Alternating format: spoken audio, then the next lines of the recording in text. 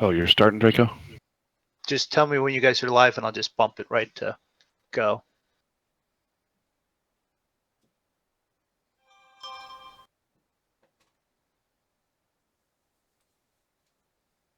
I'm live. I'm live. Okay, everybody. Welcome to another monkey show flies around the world. We are today leaving from Caillou High in whatever the hell name that is.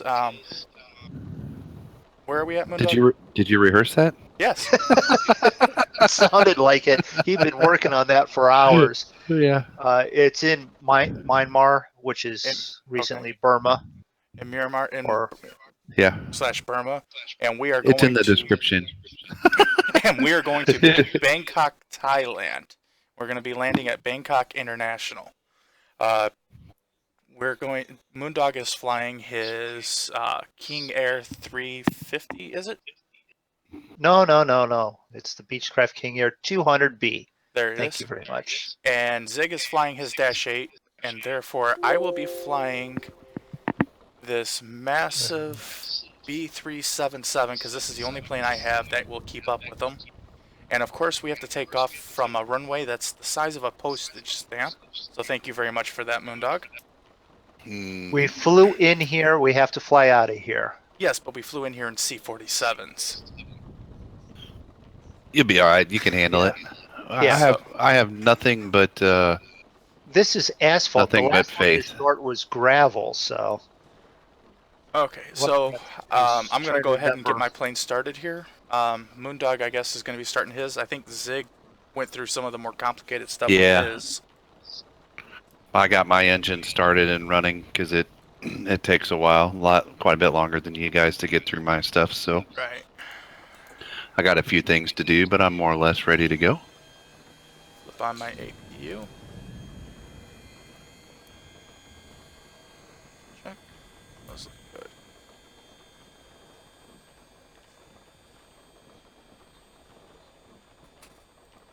Let's see. Alright, those all look good. So now we're going to go back here to the flight engineer.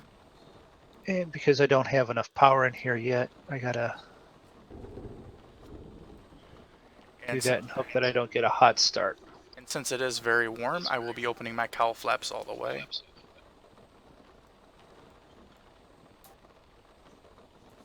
Crack throttles.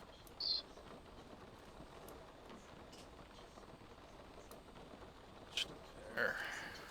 Alright, and then that should give us a good start. It is good.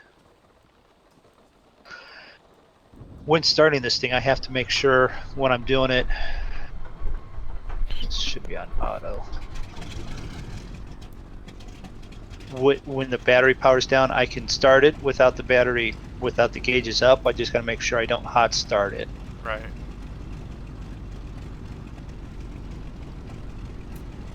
Which hot starting is, if we watch this gauge here, we gotta make sure it gets up over 15%.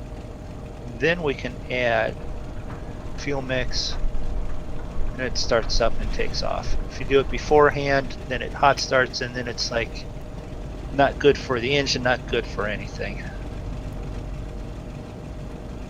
And then once it's started, we can kick that off, generate on, safeties, keto.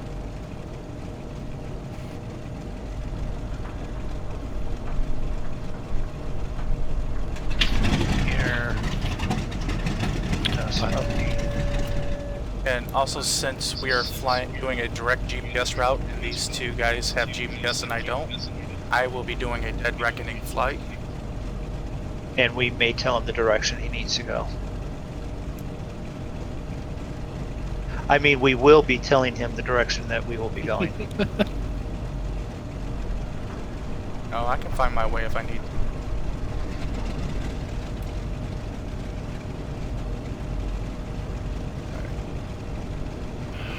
Well, I am ready whenever you guys well, get your stuff done and do what you want to do. I just How about this? The my GPS cylinder in heads this up. thing is not up to date enough to know where I'm at. So I may be doing the same thing Draco's doing. And our cruising altitude today is going to be 21.5.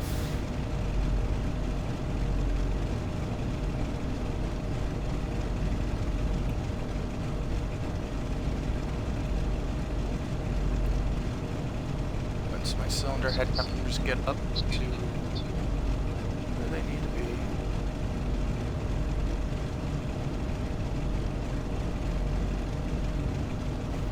Where is my flight plan?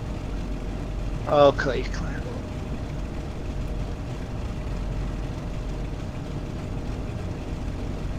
Okay, this plane I got it from just, or Flight 1 is where I got it from. I thought it's a just flight, isn't it? Or No, it's Flight 1. Flight It 1. is. Okay. Yeah. I only have one That's slight right. issue. I don't have the navigation on this thing right now.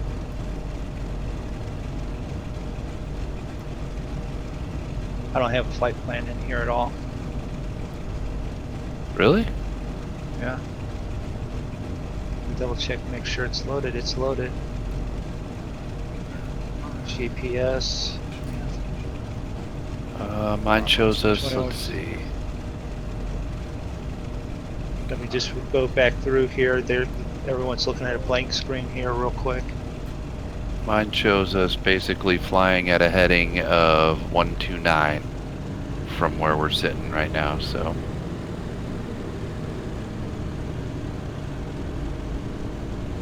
Huh. I Still assume didn't that go. goes to where we want us to go. Now, for those of you watching Zig's stream, I will be going right down the runway at him, but I will turn around before I reach him, so... So he says. Oh no, if I was going to run into anybody head-on with the Zippy Moondog. Wait a minute, why me? Never mind. I know why.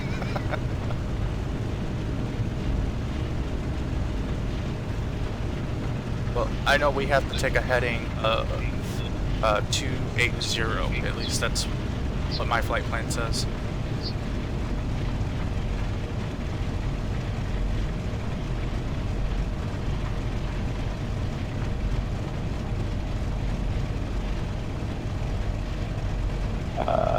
No kidding.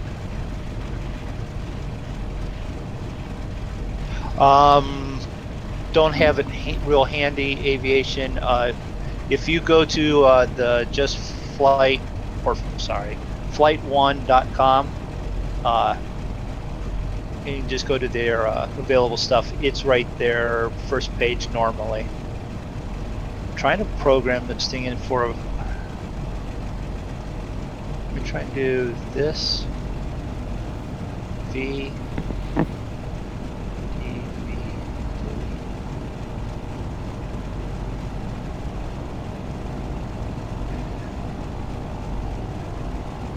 There you go. I got a direct course from right here. That works.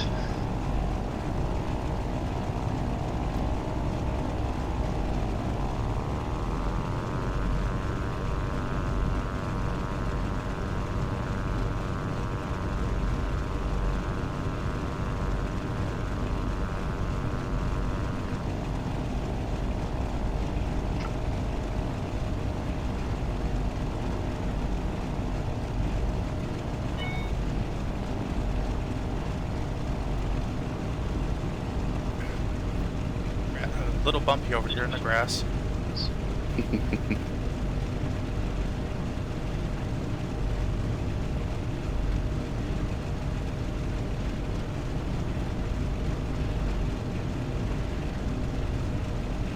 Yeah, I'm just running down through here.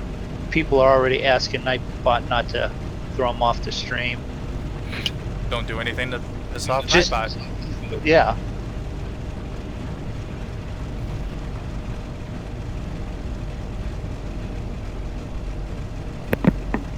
This thing really doesn't have off-road tires.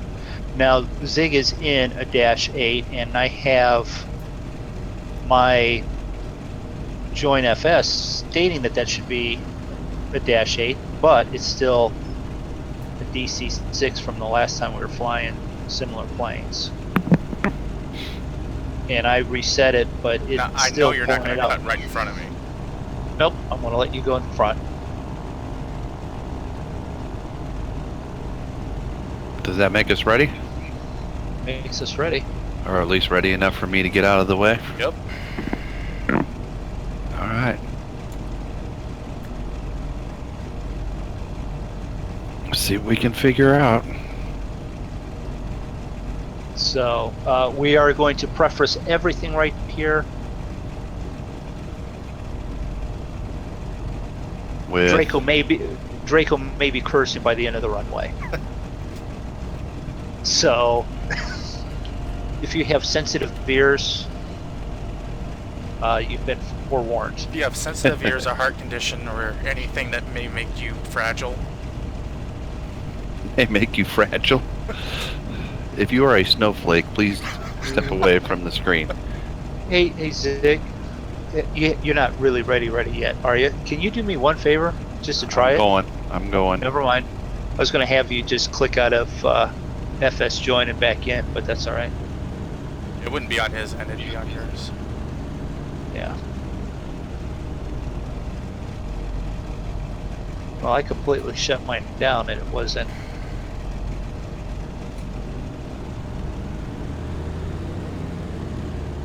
Alright, did my run up? Those cow flaps 3 inches. Whew. By the looks of, he's up, and Yeah. he hit that big DC-6. So what's your? I mean, you shouldn't have any problem. Moondog?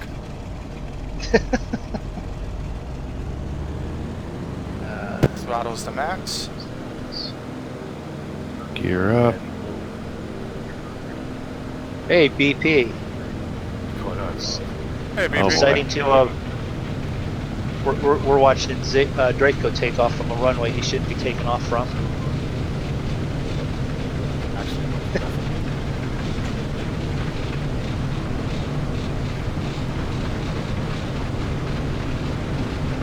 Come on, come on, come on, come on.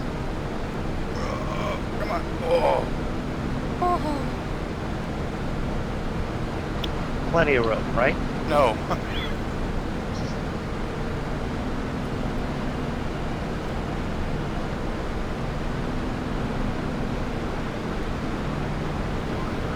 Yes, I acknowledge. Thank you. Go away. So, Mayday? so to me, BP is super quiet.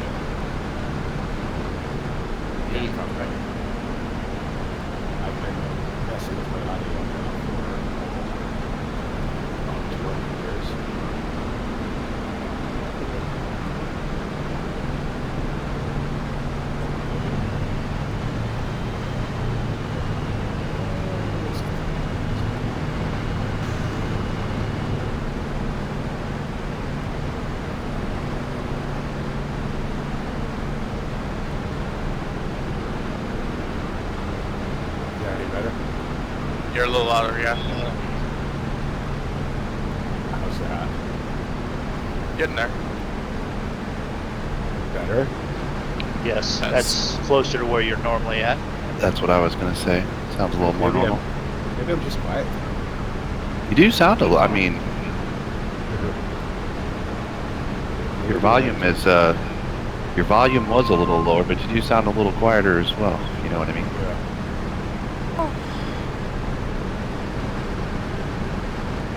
Hey, Mike. Welcome to the stream.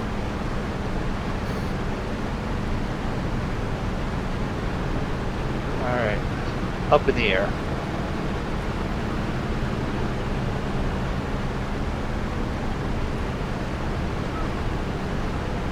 Yes. Yes, hand it off. Thank you. You're off to my favorite place to say on that ship.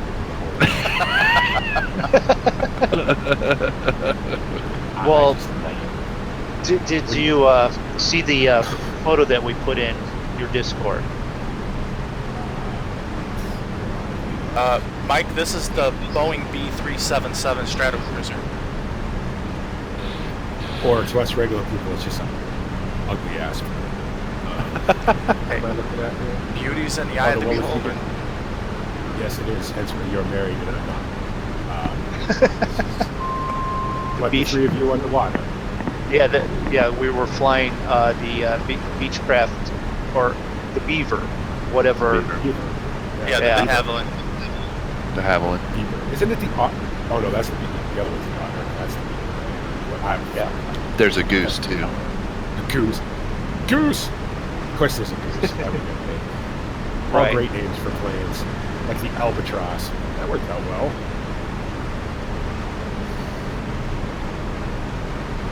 Moondog, this video is very long. I need you to edit this down to less than 9 minutes. I dare you. I did it. I took an hour and 56 minutes of Old Ridge and edited it down to 9 minutes. I know you did. I was watching it. I'm like, I got time to watch this on my drive home. Zip, done. I'm like, Yep. what? If you see a video longer than 20 minutes on my channel ever again, I will never make it on YouTube. I took an hour and 15 minutes of BTS just a little while ago, which I'm uploading right now. Cut it down 18 now. You're a controller on VATSIM? Cool. I fly on VATSIM a lot. A lot. I mean, a lot. Many. As in more than just a lot, like only. A lot. I'm almost always a Speedbird summer on it. So I like it when any sort of the odd countries are on, and I get to say Bangkok really slowly. Gotta have some fun when you're in a plane for 12 hours. Zig is up and gone. I don't even see him. Zig always blows by you guys. Like he's I'm not full gone. throttle, flaps No, up, gear up, yeah. see ya. You want me I to don't have loop time for around? this. Yeah, could you turn around, Zig? I'll come around. What am I looking at for scenery here, Moondog? Is that what is that? That's Orbix. That's Burma. Is it just global? Just global. That's good. So if we jump out, you'll catch up with it. What we did one night was, okay, well, Zig and I have Orbix, but we all have Rex 4, so we all have basically the same clouds, the same water, the same weather. We have this, we all have active sky now. So the only thing we don't have then is Drako with Orbix yet. And other than like the same plane, we're all pretty much, you can jump from screen to screen, and other than seeing different plane, you're seeing the same flight. Well, so you guys fly. Now I have all of them. Like I have land class, not the whole world. I just. Oh no, actually, no, I don't have the whole world. I have Europe and parts of Russia. I have obviously global. I have FTX England. I have FTX Europe. Most of it. Yeah, Mike. But For the time this plane was advanced with the 2-passenger decks and the pressurized cabin. so I'll be right back. Oxygen masks. Alright, At the altitudes I fly, you're able to see it. why is this thing?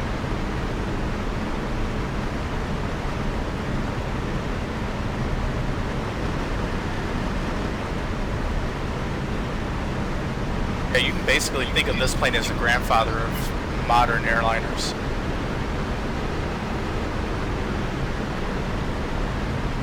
Or a plane designed by somebody who was smoking weed very early as Colombian death.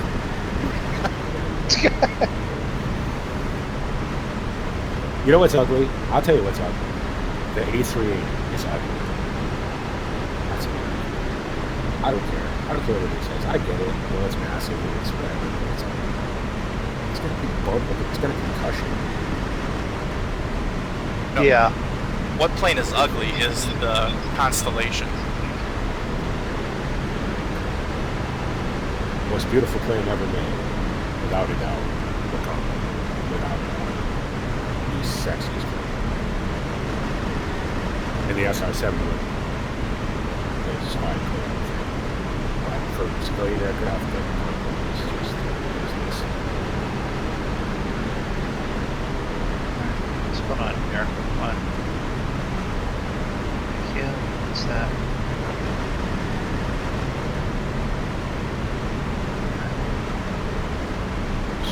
It's- America. I never fly in America, so I don't really. I never like. I haven't flown in America in probably 7 years. So I should probably do more of it, but can't be honest. I think I can't do a flight from I don't know where is I supposed to fly tonight? Cape Town, which is about 13 hours from Heathrow. I could have edited that down to about 9 minutes too. Here's the setup. Click done. Here's the landing. Click done. Thank you. Enjoyed it. As always, just about to go. See you later. I'm just tired of people complaining about it. Videos are too long. Okay, well, they're not too long anymore, are they? Oh. I'm serious. You know, I don't want to I'm not going to hijack your stream with my crap, but because nobody was on Discord today, so I didn't get a chance to talk to anybody. I am honest to God about one more video. Like, never doing that. All right. Just Well, I don't want you to. Anything I can do to help, I'm here for you. But at the same point, that. if you do, you better not freaking just like disappear. You can still come and hang out. Right. Well, I know. Well, I tried to hang out today. Nobody was around. Some of us were at work today, you know? Like even David wasn't around today, and I was nervous. I'm like, what the hell is he? Well, you know, I kind of, I'm starting to depend on him a bit too much. I think it's not fair to him. He's been having a. He's got school stuff. Everyone's got School that. stuff. You were Wow. planning for a possible hurricane to make landfall, and I was just watching that. You should, you it's might coming. get a little bit of rain. Well, it depends on the track it takes. Remember, I'm about 60 miles in, so this hurricane's about 200 miles across. It depends on the track. It's not green. It's still Yeah. North Carolina. So it really depends on the track. Now, as you get further north, the water gets colder and there's less energy for it to do anything with. That's why we don't get nailed up here very often. It's not going to be pleasant out on the Cape or in Nantucket. It's rain. They've already got that. Yeah. It'll get worse. It's raining here. It's raining here right now. It's hot. It is hot here. Holy crap! For the middle of September. It was probably 85 today with about 90% humidity. It's probably 75 right now. The same amount of humidity. So yeah, so I don't know. We'll see. I doubt very much we get any major effects. It'll probably rain, and if it rains real high here, sometimes the telephone poles fall out of the ground. So that could be a thing. Are you telling me that the linemen in that area didn't put enough gravel around the telephone pole, and now there's just a little bit of rain and mud, and they just fall over? Have you 'Cause ever seen him put a telephone pole in the ground? I mean, well, no, obviously you have, right? I did it for 6 months to a year. Yeah. I saw because the one in front of my house got knocked down. Right, a truck hit it because the road's real narrow and two trucks were trying to pass each other, whatever. And it didn't knock it all the way down, but split it right at like its base, right? Yeah. So they come and they cut it. They take all the wires off and they cut it where it was split, and they just put another one next to it and roped it to the little bit that was left. Oh, They didn't dig a hole. They didn't do anything. They literally jammed it in the ground with a crane. that's not normally how you're supposed to do that. Okay. I was like, wow. I was like, good for you. They had this big, the truck that comes and lifts it up, right? With the big, looks like a log grab on it, right? Well, they came and they just, literally just smashed it into the ground and then roped it off to the broke off bit. Put the new guy wire on it, so new wires and have a nice day. But the one down the road from me, it's at the bottom of the hill and all the water runs down there. And that was, they're confident to come and put that one back up. This just falls out of the ground. Hey, PCG. Welcome to the stream. Good to see you. If you ever really know, there's a schematic. If you have a 45-foot pole, 5 foot goes into the ground, and then 5 or 6 inches, half a foot for every 10 foot the pole is. So I get they don't because it's concrete. so it's it, 7. It's 7 foot. Yeah, it's 7 foot down, and then you fill it up. You drop it, then you fill it with gravel the size of the hole, and the hole is really only supposed to be about 3 to 6 inches, 3 to 5 inches wider than the base of the pole. Right. And then you just tamp in the gravel as they're filling it in. That thing's supposed to not move at all once it's in and vertical. Like, I get they have to sweat a little bit and all that So that's Yeah. great. I think we're going to be in and out of the rain the entire trip. Yeah. You're in Do you, that part of the world. do you got your proper heading, Draco? I took off from a different, and turned to a different direction to intercept. Okay. So I'm kind of following the flight route on Active Sky. Oh, okay. Okay. Yeah, Intercept. we're not like complete noobs any longer. I was talking about you guys when I live streamed the Aer Lingus flight. I was like, God, they're massive. Yeah, I idiots. saw- Why? I obviously didn't say that. No, because I actually was watching that one. I know you Yeah, didn't well, see that. I didn't watch it live, but I watched it like on tape delay. I watched it like 2 hours later till it Oh, did you watch the part where I clicked Till something game crashed. on the screen and the Yeah. FSX crashed? Yeah, of course. Yeah. Of course it did. FSX, not the most stable thing ever, obviously. And that was a good flight too. They had to do it all over again. I was then trying to pay attention to it because with you trying to throw stuff in the FSM, FCM, The F- the F That thing. now you The got F me thing. screwed up. The FMGC, Flight Yeah. Management Guidance Computer. yeah. I call it the FUC. Oh, there you go. I know, because it doesn't have a big crank on it. You don't have to yell into a big cone. Put more coal in the boilers, the slackers. You got a bunch of 12-year-old kids downstairs with little flat caps downstairs. And you're playing shovel with coal in the boiler. Yeah, that does sound like Draco's crew. Yeah. And yet Either I this still one's keep on up this. with you. Oh. And yet I still keep up with you all. You know what's funny? I could not fly one of these. Well, this beach, I have them. But those crank, fucking turn a knob, twiddle a thing, planes. I couldn't do this and fly one of those. Okay, Just go ahead. you would have really had fun in that Beaver last night. I that we were flew flying. that thing. No, the Goose. I flew the Goose one time. Goose. Like, I couldn't see over the cowl, you know what I mean? No matter how high I Yeah. put up the seat. And I'm like, I can't see where I'm going. I'm supposed to fly the big flap The knob Goose thing. is, That's like, yeah. I must have flew half an hour with my flaps down because I couldn't figure out how to do it. Well, we had to figure out. We wanted to fly on a heading, so we're trying to turn the knob to get to the heading. Well, no, it's a 360-degree turn on the heading thing. But what it does is it centers you on the direction you want to be. 0 is where the direction you're headed. So if you want a 30-degree turn, you turn it 30 degrees, Right. and then it Instead of comes back to 0. Yeah, Right. and it's like Yeah. you should have heard about the 3 monkeys getting ready to go. This plane sucks. Chuck it out the window. But It's so spoiled with like all the automation, you know what I mean? Honest to God, it really is 400 feet autopilot.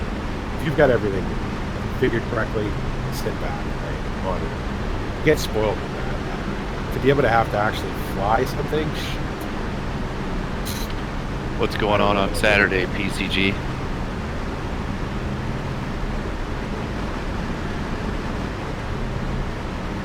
So the temperature's getting a little warm. Not much I can do about that. Got my cowl flaps open max. Fly. you can climb. I am climbing. Oh, you level off. You're in a hot part of the world.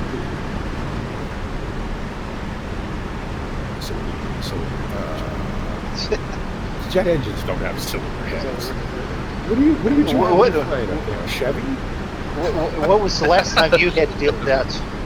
Yeah, I'm You at monitor never. it and go.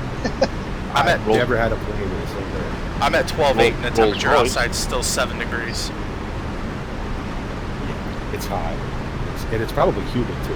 What's the dew point? Anybody know what the dew point? I bet the dew point. Dew point just popped up. I think it's like 21% or 21 degrees. Yeah, exactly.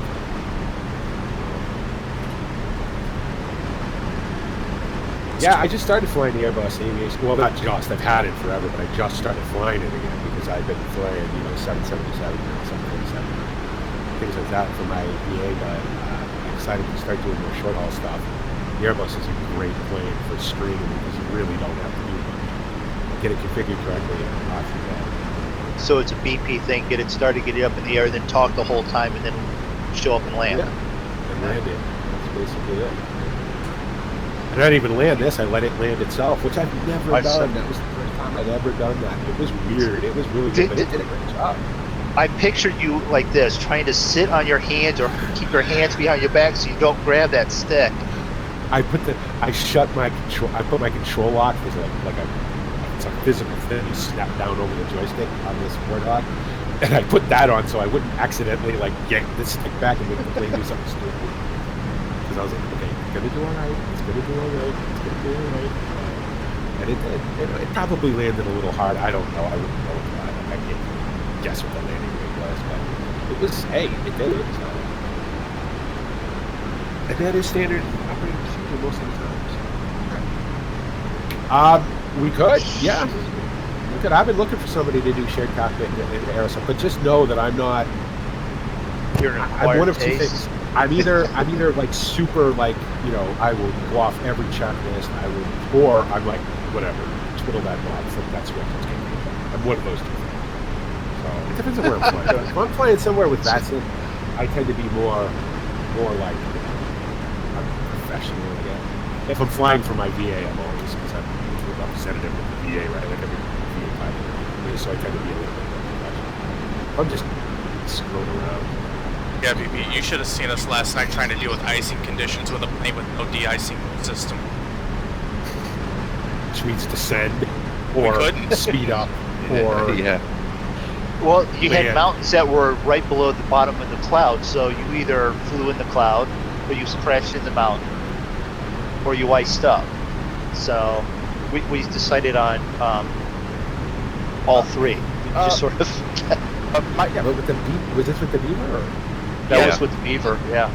You couldn't get down below the thermal clouds. Down, No, clouds in the mountains were sort of the same. Yeah, it was clouds in the mountains. Is that what that thing looks like? You know, I have that, and I could never figure out how to use it because all my planes have weather radar. I didn't know how to use it. How do you actually even get to it? Yeah, I had not heard that. You have to put it into the game, and then have it come up as one of your shift keys. Okay. And it will default to shift 5, or you do like I did, which is set it to a shift and the last number available. You know, if you've got 4 of them used, then it's 5. Yeah, and then you have, you know, your weather stations, airports, your route. You can turn your route off. Now, once that's open, you can actually click on those LSKs. You can actually, like, you don't have to do anything else. You can just click on that thing itself. I just turned off the route thing. You should be seeing it here in a second. I'll turn it back on. Yeah, you can do the cloud cover. Well, it's actually got 2 modes. It also has like an active radar mode for just weather. Yeah. Yeah, because obviously, I mean, I have that. I have this guy 62, and I knew about this thing, and I've seen it, but I didn't ever use it because, well, most of my planes have weather radar, but there is the odd plane that doesn't. Like, how would it's a pain in the ass to have to keep. Like, what I should have done was put Active Sky on the app, and that worked out. You know, if I want to go see, I don't know, the weather 100 miles ahead of me, that's handy. That's cool. I'll tell you what, Active Sky's awesome. I would use it for a long time. You can It's really cool. Yeah, it is. it's awesome. I had just enough to catch it on the last. It was just on sale that ended on the 12th, and I had like 4 pennies and $1, and I left after. And I'm like, don't tell the wife I'm spending this. Oh shit! I knew I did want to do something. I had a plan. I go. Did you crash already? Nope. I forgot to turn my pitot heat on, which means I got icing. So I also have to turn my anti-ice for my wings and my propellers on too. Drako, what are we going to do with you? You don't fly that plane for like 2 weeks then. Well, I just happened to look down and I was like, why the hell is my indicator saying 0 knots. Yeah. None of your instruments are going to work. Well, I Nothing requires flipped the switch air and pressure. it's coming back now. I don't know. I'll let you know. Ask these guys. I'm not the most social person in the world, but I'm sure Taco is something. I tell you what. I know he doesn't. He's not interested. But I swear, the next time I have to spend $100 on buying from that FSX and the Airbus, and we're just gonna. I know. Have a laugh because it'll. I've been wanting to do the same thing. You he doesn't do know that, and I anything might about do, flying, so it'll just be fun. It'll be. I play stuff with, I played at Minecraft where I stood around and went, right, I don't know what anybody's doing. So And the whole time he FSX. was explaining you in great detail exactly what you should or could and inside and out and any of it. So, and I'll be doing the same thing in a plane. Twiddle this knob. yeah.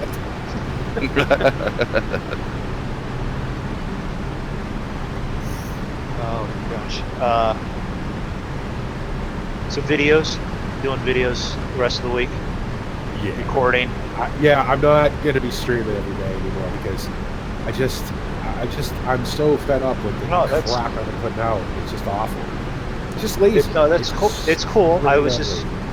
I don't want to be going and looking for and expecting and then go, oh, that's right.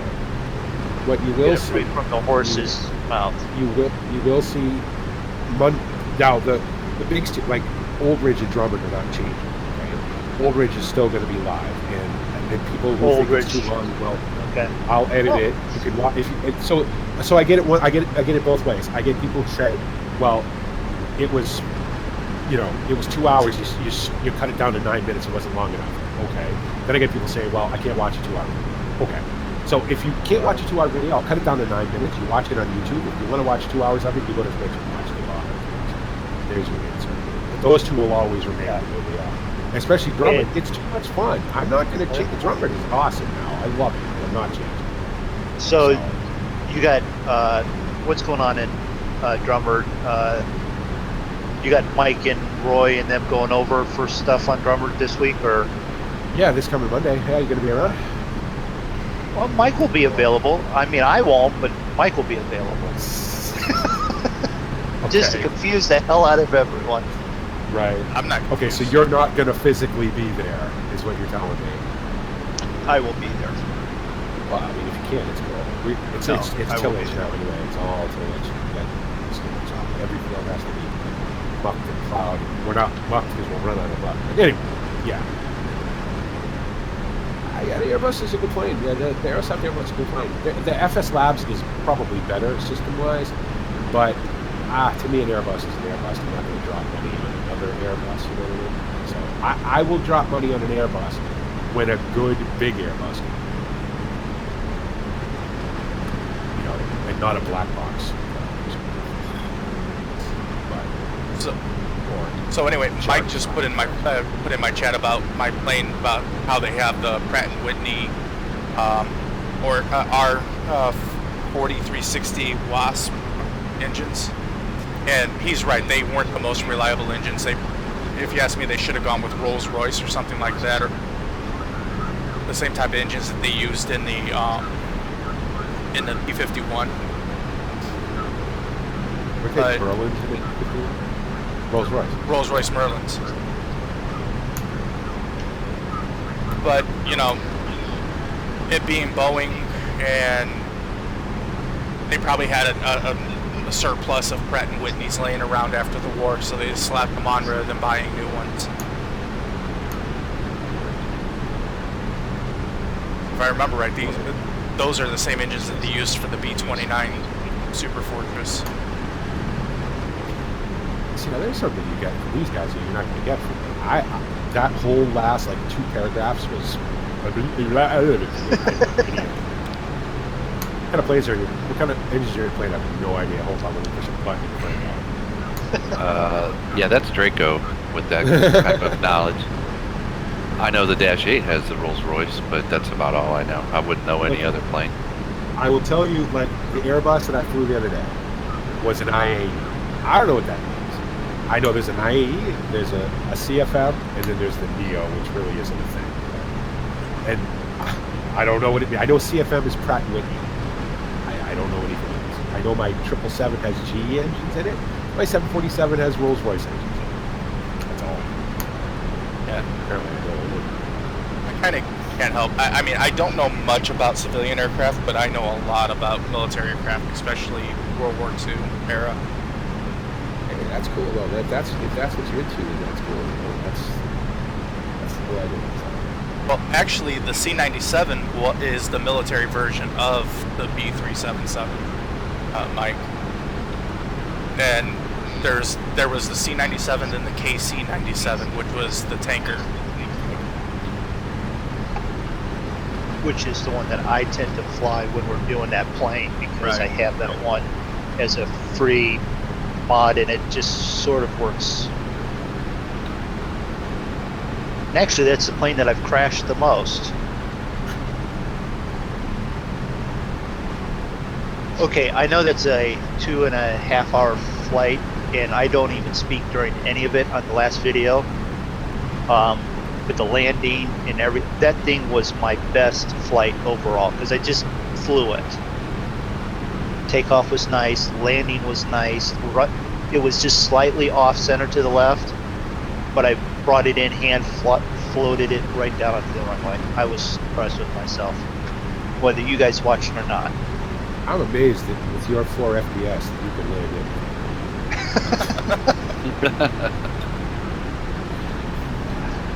I tell you what, I had to turn on all those thousands of hours on the Abacus flying, right? And I did a lot of flying before the Abacus, before I ever did any of this stuff. All those hours on the Abacus were honest to God. And, you know, what your touch resolution set at? Like 1 pixel equals 400 miles. Yes. I can't, you know what I mean? Like I'm in the config tweaking it the other way. I'm just trying to make it look better. I'm like, how do I make it look worse? I need at least 20 FPS to fly. Alright, so event temperatures are coming down now. I have no interest in the A380, none whatsoever. And I get British Airways flies the A380, and they fly it to Chengdu now, which means I can't fly the 74 to Chengdu anymore, but I can still fly it to Hong Kong and Singapore. So if somebody makes a good A380, if like it isn't going to be Aerosoft because they're working on their new A320s. If somebody like, I don't know, PMDG, they're only ever going to be qualities. I don't know, somebody does it. If FS Labs decided that they wanted to tackle A380, then I would probably. Because it is a fairly amazing plane. The thing about the A380 is I would want it to be fully detailed. I want it to have cabin, because that's where I spend most of my time. You know what I mean? And I'd want to fly the Emirates one. Yeah, I'd want to fly the Emirates one with the apartments up on the top, up on the second deck. You know, so you're gonna be in your A380. You're flying for at least 10 hours, so might as well do something. I've been flying smaller stuff lately. The A320s, the A319s. Gonna do the A318 from London City to Shannon, and from Shannon to JFK. Probably this weekend. I've been flying the 737 GX locked. I forgot how good that was. Didn't he just say he's been flying the small planes, right? Yeah, right. Well, those are small compared to a 747 or a 777. Yeah. I was thinking the same thing, dog. I'm like, I have to work up to get to that. Well, you've been flying this screw job for a while now. I think it's time. It's time to move up. You guys, now listen, Draco, you said you flew the 750, the 757. Yeah. So, see. And I enjoyed it for the most part. It's all in what you know what I mean? That's just what I'm used to. I've been doing it for so long. I'm just used to it. I like for there to be things for me to constantly be doing and looking at. When I'm in the 757, it's like, okay, there's nothing for me to do once I'm at altitude until it's ready for me to, you know. Well, so you know what you do that, right? This is what you do. You go to YouTube and you search bipolar profit. And that will fill up those lonely hours in the sky. That's what I do. I have seen it, yes. I watched a video on it. down to Wombo Action. It's pretty impressive. You know, again, it's a complete unnecessary luxury. The Airbus was never. You could put 900 people in it. So look at Air India. I mean, they do everything but strap them on the wings. So other Indian stereotypes out there. But you know, it's hey, if you're Emirates and you have that kind of money, shit, you might as well do it. Like Emirates doesn't derate anything. How long your engines last? I actually have a little bit of a tailwind, so I'm slowly. How fast are you going, Draco? My ground speed is 283. Airspeed 199. Don't listen to this BP. Okay. It's too slow for you. How fast are you going to eat?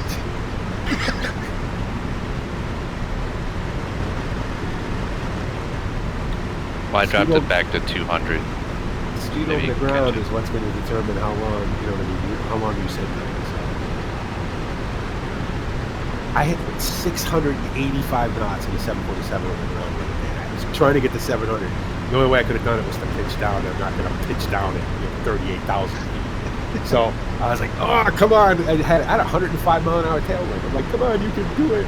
I got nailed, though. I got in 45 minutes early. Blew my performance right out of the water. Damn it. Okay, what can I do about it? I slow down as much as I could. And then after a while, it became like, come on, I want 700 knots. Bellins did it once, and I'm like, I want 700 knots, and I couldn't get it. So, What's your distance to end of flight? Who are you talking to? 3.5. Either of you two. 3.5 weeks. Not too far off 300. on that. 394. Not 394. I still said an hour. Hold on, let me get my This is map it. out. I can tell you. Well, you're doing 300 knots over the ground, so if you only got 300 miles to go, that's an hour. 390. And he's doing 300, so it's yeah, an hour Unless you got a 15, 20. Drive over there somewhere. So Yeah. that's right. I'm a little bit ahead of you, Zig. Yeah, I saw that.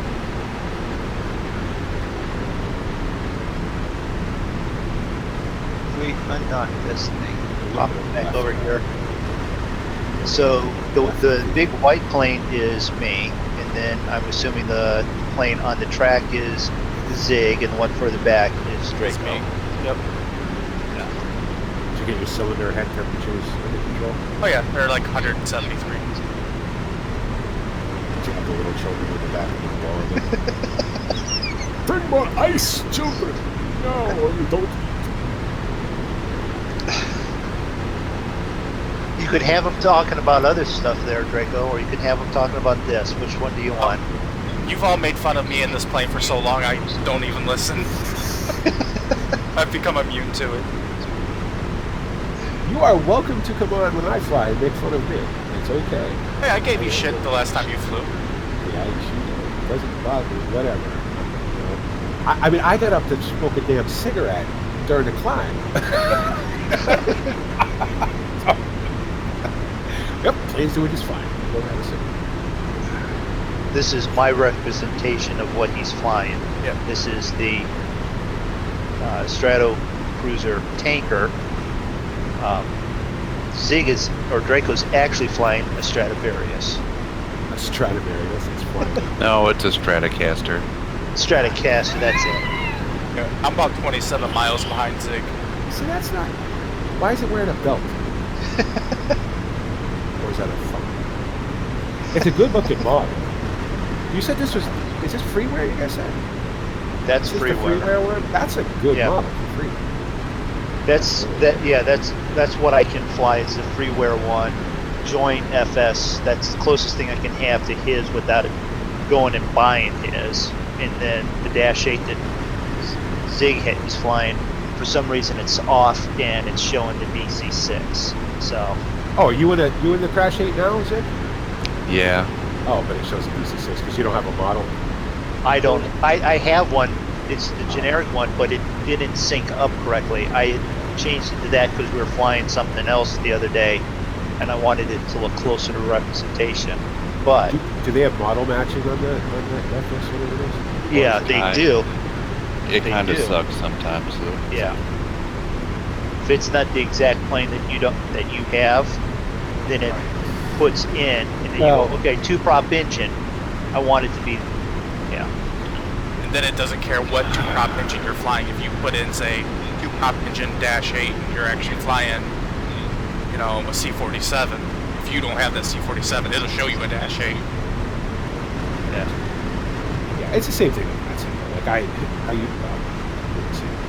I use a certain set of models because they're the most complete ones, and even occasionally it turns everything into Embraers. Like you'll be sitting in a an airport somewhere, right? You're on a stand getting ready, and then all of a sudden somebody will call in, and you'll turn around to see where they are, and you'll swear they said, when they ask aircraft type, you'll swear they said, say A3T. You look over there. That's an Embraer. And that's an Embraer. So is that. So is that guy. Good job, model match. Makes it zero difference. Now, BP, since you do VATSIM and you have Active Sky 16, did you have to turn down your wake turbulence because for some reason VATSIM treats every plane like it's a 747, no matter, even if it's a Cessna taking off? Yeah, that's a known thing with VATSIM. I don't know that I've noticed a real issue with it, you know what I mean? Because I'm usually in the big plane, so I don't really notice it too much. But I've seen it. I've seen guys take off and all of a sudden just go, bounce off the runway because of it. And it's not subtle and it's not, particularly realistic. But, Well, that depends. If it's Draco or Zig landing, it might actually be them bouncing off the runway. Yeah, that is possible. Wake turbulence and these things. Although that -8 will definitely pick up some turbulence. That's a turbulence. Those things are things are spinning. You ever see a real -8 take off? See? No. You watch them, like, go to I can't think of the guy's website, but just search like plane spotting, right? And I watch this guy from Nick, he does Manchester a lot. There's a lot of -8s fly out of there, and they're spinning so fast that they look like they're not spinning at all. It's really cool. I mean, it may not be cool when you're sitting in the plane watching, but when you're on the ground, it's really neat. I really enjoy that plane. I watched a video of a -8 in the cockpit. Yeah. With them flying. Imagine being a first-time flyer in a -8. You look out the window and you don't even see a prop. You just hear the engine spinning. You know what'd be even more terrifying to me about how small those are is having to go to the bathroom on a -8. The bathroom is the door is the size of my monitor. How do you get in? I'll be right back. New bathroom, yeah. Children, get up here and hold this stick while I go to the... Aviation had mentioned that, he's going to bed.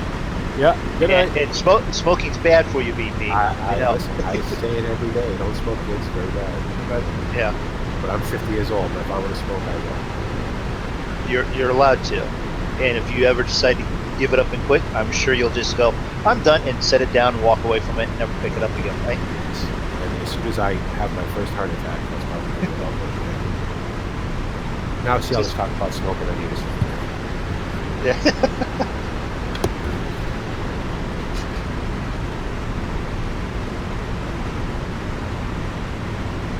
You know what I could do?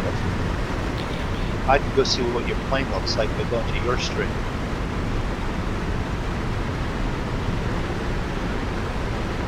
Okay, why is it throwing Draco but not Zig on my list of people?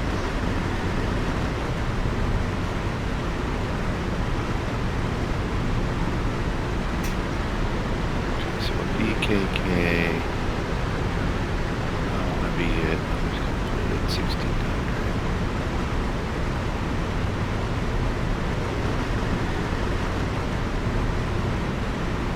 Why can I not remember how to do this?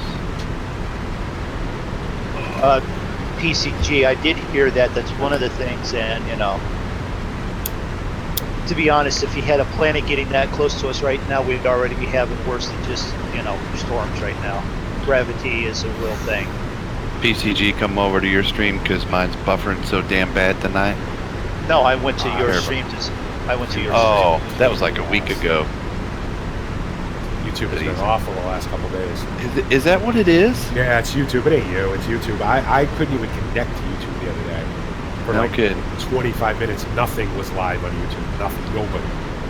I mean, I don't have the best internet, but there for a while, if I was like restart my router before we stream, you know, I would be green the whole time, and then all of a sudden, now it's been crap the last 4 or 5 streams. Yeah, it's YouTube. I think, because I think YouTube's screwing with their stuff again. even me, like I just uploaded. It's just finished now. 19-minute video. Took 25 minutes. Should have took 19 minutes. Why do I have video output, low output? YouTube, don't mess with Zig, not mine. Dang. I mean, YouTube's getting to the point where they're having issues where people are abandoning YouTube and going over to Twitch. Yeah, I'm seriously thinking about having a rethink about how much. The thing is, I've been on YouTube for so long. I don't know. I may not stream on YouTube anymore. The restreaming thing is cool and it's nice, and I know people like to be able to watch on. I'll keep doing it as long as YouTube, keeps working. But if this keeps happening, I mean, it's weird as Twitch can be, it always works. So, is that ice in the shit? Well, it's condensation, and I'm looking at the radar on the other screen. I'll actually pull it over and show everyone why I'm deciding to go up, so I can get above it, only because I can. Well, the thing is, I won't mention the streamer by name, but we've all seen, we all heard what happened with a certain very popular streamer, and YouTube did absolutely nothing to him. Yet, you let one little bit of music get into a video, and they jump down your throat. That's the sole reason I'm part of an MCN. Is my music is copyright free. It will always be. And if it isn't, that's on them. They have to deal with it. So BP, Mike said it could be Hurricane Jose that's causing problems. He said a couple people that he knows that live on Long Island had connectivity problems today. Yeah, the server that I connect to is in New York, so it could very well be. Could very well be. You guys too, even though Zig's in, Festus. I'm going to be able to say that without laughing someday, but I know. I felt that one coming as soon as he started. Even though Zig, I'm like, oh, here it comes. He's still connected to New York too. So, speaking of New York, fellas, YouTubers, do you know there's a YouTube space in New York in Times Square that anybody who makes YouTube videos can use? You go in there and they have a studio. Well, they have many studios. And you can sit down there and make like a video in the YouTube studio. It's pretty cool. Well, it would be worth just going to find out, huh? I'm gonna go check it out. I well, really. If you have plans to do that, and it's not like this week. Excuse me. I got that sneeze. I think before it sneezed. No. Sorta. Kinda. Right. Sort of. Yeah. Before it got. Yeah, well, before it got bad, which is the end. If you do that, let me know, because I might be interested. That'd be a good meetup before we have to put up with each other for a few hours on a plane. Yeah, probably won't be till right away. Yeah. Next year or something like that. Well, Mike, it's only 3 hours to me. Mike, it was the Yankees and Twins. Nobody really cared that much that they got played. Nobody in the radio cared. Oh, the Yankees get to play. Wow, that's nice. Yeah, after the Yankees found out they can't buy championships anymore, they quit being relevant.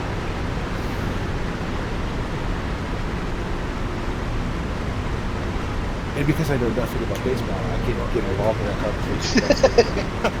Derek Jeter was a Yankee. That's all I know. That's all I know about baseball. We won a World Series a couple of times finally after 100 years, and so we're not special anymore.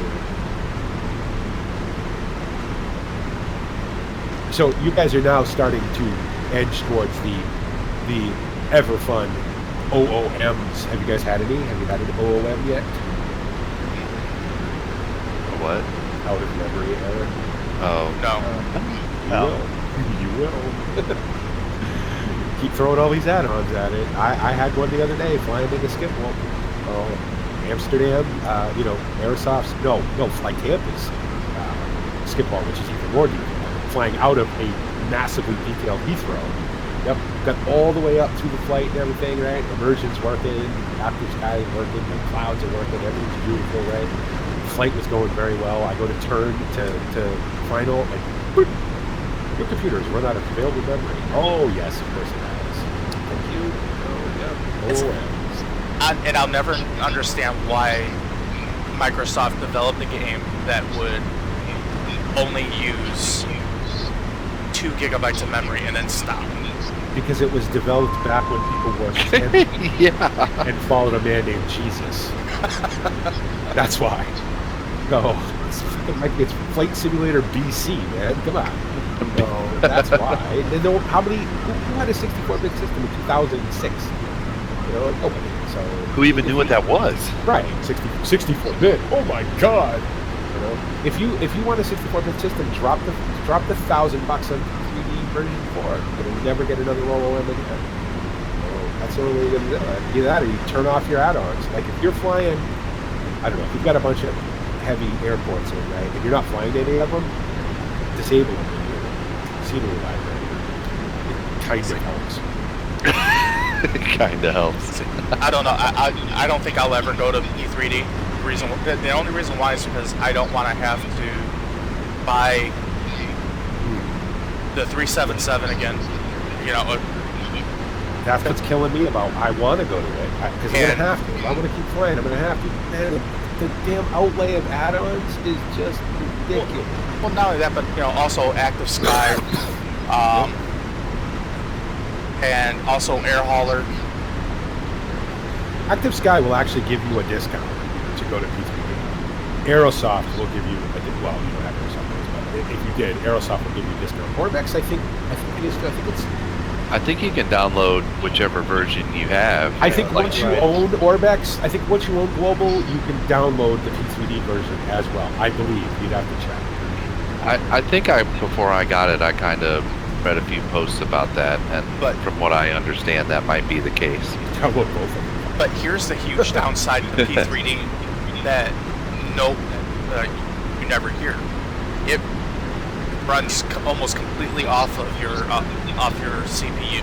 It hardly utilizes your GPU. Flight Sim, that's Flight Sim. That's the way it works. That's just Flight Sim in general. Look at your CPU usage versus your GPU usage. Like you guys should get a fast mode, the little overlay that sits down the bottom of your screen to tell you how much memory you're using. Guarantee you're using all of it. Like what was it? 3 gigs, right? Is that the maximum? You're using all of it probably. So that's just how it is. That's unfortunately the way it is. The only way it gets better is 3 gigs of RAM. I'm using 6.2 gigs of memory, and my CPU is at 60%. Right. But you're using 6 point something gigs together, not just for folks. Yeah. So. Well, it's a good thing I got 12 gigs of memory then. Well, people ask me all the time, well, you only have 8 gigs of memory, right? Flight Sim isn't going to use it all, so why do I need more? I need more for other games, not for Flight Sim. So, yeah. I just don't have I don't have the about $6,000 it would cost me to switch over to P3D professionally so I could actually make videos. Well, second of all, to buy all the add-ons. I'm not doing it. I'll go to Exploit first. That's what I'll do. Are you guys getting buffered around and thrown around as much as I am? Not yet, but I haven't gotten into the storm yet. I'm skirting right along the edge of it. That's what I thought. I was seeing some nice lightning. Yeah, I'm seeing some lightning, but I'm in it. You are yelling all over the place. You want to get out of that. I'm trying to climb. I'm trying to climb over it right now. Over it. That's the best option considering that. Turbulence are huge. That's a pretty fun thing. I put seatbelts on. They're used to it in Moondog's planes. The oxygen bags have probably dropped already. The oxygen masks. Breathe normally. Are you kidding? They fall in his plane so many times they don't even bother putting them back anymore. They just leave them hanging. People just walk through them like they're walking through beaded curtains. Okay. I'm back there looking at it. Is anyone? No, He's they're back up. there. Looking it up modeled. They are modeled. They're modeled. Yeah, they are. I can, Yeah, I can we've drop seen them. them. Yeah, we've seen them. Yeah. I know that. I think if I do that, and then go back there, That's funny. there they are.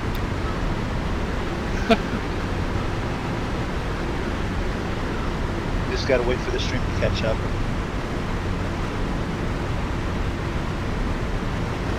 Now you'd be dead by the time they actually fell from the ceiling. Well, no, you gotta look for. I went forward, pulled the knob, went back. See, they're hanging. You actually have to pull a knob. Well, that I mean, I could drop them, but He could drop his sack if he needs to, but That is a massively useless detail, but it's cool. That's funny. Because that's what I'd be thinking about while my plane was, yawn 90 degrees left and right. I'd be thinking about pulling the oxygen masks. That's cool. Well, they do deploy automatically, do they not? they're supposed to.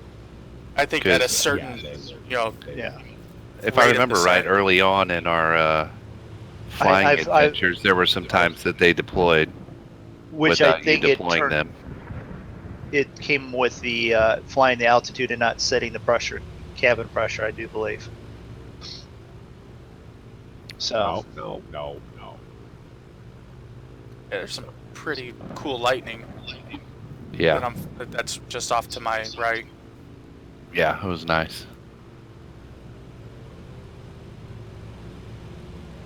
I can't remember how to set up my VNav in this plane. We really need to fly these planes more often. I haven't flown this thing in forever, and I haven't flown it enough that I can remember how to do everything. VNav in the Dash 8, isn't it? You have to set it to the waypoint you want to be at the altitude. Yeah, but I can't remember the right buttons to push to make that happen. I have like notes, but they weren't that specific. Like I didn't, you know what I mean? I made notes, but I didn't like every. I don't know. That's why I'm climbing still. So I figured I'd just put it on outside view until it finishes clearing out. I don't know. It's been some more since I flew Yeah. that. I I think- should fly that. I Actually. think Zig's gonna get into some nasty stuff right on the very edge of it. Looks like. I've already skirted past it. I'm flying right alongside of it. I've had some really nice lightning. I just, Draco sort of talked us into the active sky when we were doing, hey, Brazil Commander, welcome to the stream. Look, I didn't exactly when we talk were- you into it. No, but you made it suck for the rest of us when we were hurricane hunting, and you could actually find a hurricane, and we couldn't. You could actually find rain. I was flying through the hurricane with clear blue skies. Draco's got rain and hail and clouds. I'm like, okay, that's it. Me and Moondog, the next couple days, we're like, all right, we're getting it. And it's awesome. Time to buy it. I mean, it was on sale. So It was on sale, and it's amazing. I was lucky. I got the discount for having Active Sky Next. So it was $16 I would pay $22 for everything. Well, the other thing that was really helpful too is that since we had gotten Air Hauler and they had gotten a couple other things from Just Flight. Just Flight, they give you points that will take money off of your next purchase. So I think my points took like an extra $2.80 off. Do you know how many points I have from between flightsim.com? I never use them. What? You never use them? If you're talking about these switches here, these are the cow flaps, Mike. Basically, they help keep the engine cool, and when the cylinder head temperatures are okay, I can actually close them a little bit. They are actually right Can you here. get that at Just Flight? No. I didn't think so. I didn't You gotta remember buy seeing that. Lockheed. You gotta buy it directly. Because it's not an entertainment product, so they don't distribute it. It's kind of sucks. But I mean, eventually I'm gonna have to. This is gonna die. Flights. FSX Yeah. is gonna die. It just will. That'll be the end of it. well, okay, they don't have any choice if you want to keep flying. It's either X-Plane and, learn how to fly a Cessna, because it's really add-on for X-Plane. Which is, of course, unfair of me to say. Or with any luck, FS World becomes badass. Dovetail. I'm stuck with Dovetail now, so I'm good. I mean, they just did another update today. Yeah, so I mean, it looks good. It looks very good. Is anybody besides Alabeo going to do add-ons? Was it Alabeo or Coronado? One of those two did it. Not yet, but I think that a lot of the third parties are holding off until they're done constantly, doing all the updates and everything. I think they're done until people stop, until PTV version 5 comes out. And everybody has to drop another $400 on it. Well, I mean, I can completely see why, there's not a whole lot of add-ons right now, because, with it being early access. Sure. Nobody wants to create a plane for an early access game and then turn around and have constantly updated every time if they do something fundamental. Well, plus I think there's to the something to be said for everybody going, Jesus, Dovetail actually going to do this one, or are they just going to drop it like they dropped Flint School? You know what I mean? Are they just going to say, nah, we're done. We don't like this one, so we're going to try again. We're going to create another game where we give you one plane and one airport and you can buy everything else. I don't know, my gut's telling me that they're pretty dedicated to it. I'm sorry, am I being unfair to Dovetail? It sounds like it slightly, but, with you it's hard to tell. Not really. Dovetail to me is the Catalan props. Yeah, but with that being said, at least there's a game to be played with Dovetail. There is actually a game. It exists, sort of. Well, no, I mean, it's fully playable. There's a myth and some rainbow unicorns floating around that Catalan props is an actual game. Nobody's ever seen it, but I hear Bear Grylls and what's his face is out looking for it. No, who's the other? Who's the American survivalist? Les. Yeah, that guy. Yeah, he's out looking for Catalan props, I hear. So. No, he started looking for Bigfoot. And I just couldn't. Well, from what I understand, Bigfoot is actually a big supporter of Catalan crops. Yeah, I heard that. I heard he put in a lot of money on the Kickstarter. And you wonder why he's so mad and why he doesn't want to be seen. I wouldn't want to be asking a question like that here. Hey, any chance you know anything about Catalan props? No. That's why you hear the howling in the woods. I hope I'd be annoyed too. See, I don't need this right. I can be funny on other things. You're welcome to stop by and attempt to be funny whenever you want. Wow, attempt to be funny. Okay. I'll be banned from VP's page before I even get done with the stream. Nobody hangs out over there anyway. Who cares? Well, I actually popped in today, and I was like, and I saw that there's a new kind of like welcoming page thing, and I was like, yeah. I wonder if he remembered to give me access to the general and everything. So I checked real quick. Well, of course you did. You're in the group. You're in the Monkey Show group. Well, the only reason that welcome page exists is to stop having influx of idiots. So. Besides us, right? Well, besides the general level of idiocy. Yeah. I mean, it's my channel, so ultimately it's going to be dumb, but there was just truly dumb shit going on, and I wasn't happy.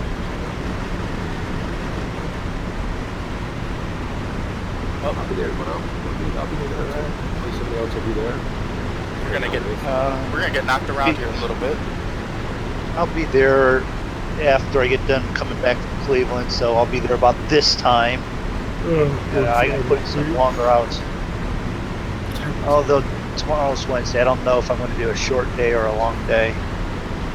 I guess it depends if I want to really make sure these freaking fleas are out of my house and flea bomb. I haven't had any issues with them all week, but if you don't do it that last time, it's always happening. If you have one flea in your house, you'll have 10,000. Yeah. Mundo, you got the pedal down or something? I haven't looked at the map here in a minute. Because he is way out in front of us. Well, I took off and I backed off, but you know. just trying to zoom in. On the I can't see how fast he's going. Yeah, we'll do that. I'm about six. Yeah, I was gonna say Zig. you're riding behind me there. Yeah, I think my plane just got struck by lightning. I don't know if that's a thing, but I just saw like lightning hit my plane. Well, I mean, you can be struck by it. Well, I'm in real life, but I don't know if it's a thing in the game. You have no like damage on your wall, so you can't do damage by it. As far as I know, I mean, I've never had stuff like that, where occasionally people will spawn in on landing runways and things like that. Well, we have everything turned on except for aircraft collision. Yeah. Same thing same thing because in join, you know, when you pop in, if you pick the same gate or something. Right. Yeah. Or you do like where we were just at, where there's active runway 18 or active runway 36. Yeah. Which is, right. There's no gate or parking. Yeah. Or like last There's night that- when I tried to figure out how to work the plane and I go blasting right through Moondog. Yeah, we're on a water lake. Nothing to hit, except for me. Except for Moondog's Beaver. Right through it, yeah. Although I did make up for it by doing it by Tony Hawking that plane. So you punched Moondog right in the beaver, did you? He did. Slightly somehow. When you come up to the Coastal Island now there, is that what it is? Yeah. Yeah, it is. I like I'll be right back. I need a refill. it. Good ass Delta.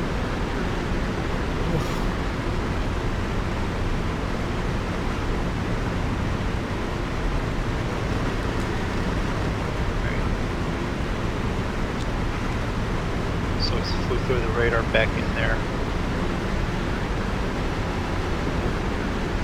Might be able to drop back down over this.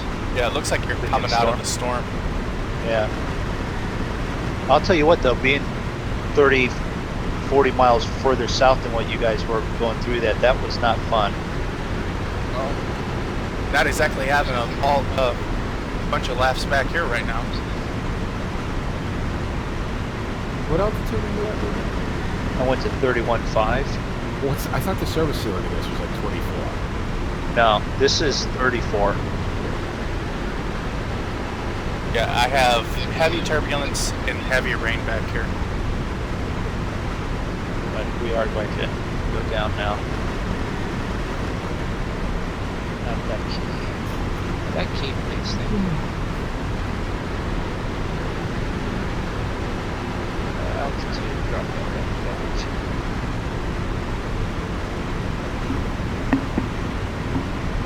2987. At some point, I would very much like everybody who has a well, what would be awesome, to do some sort of group flight like that, so that all fly at the same airport, all fly to the same airport on that scene, which means we're going to be flying to Europe.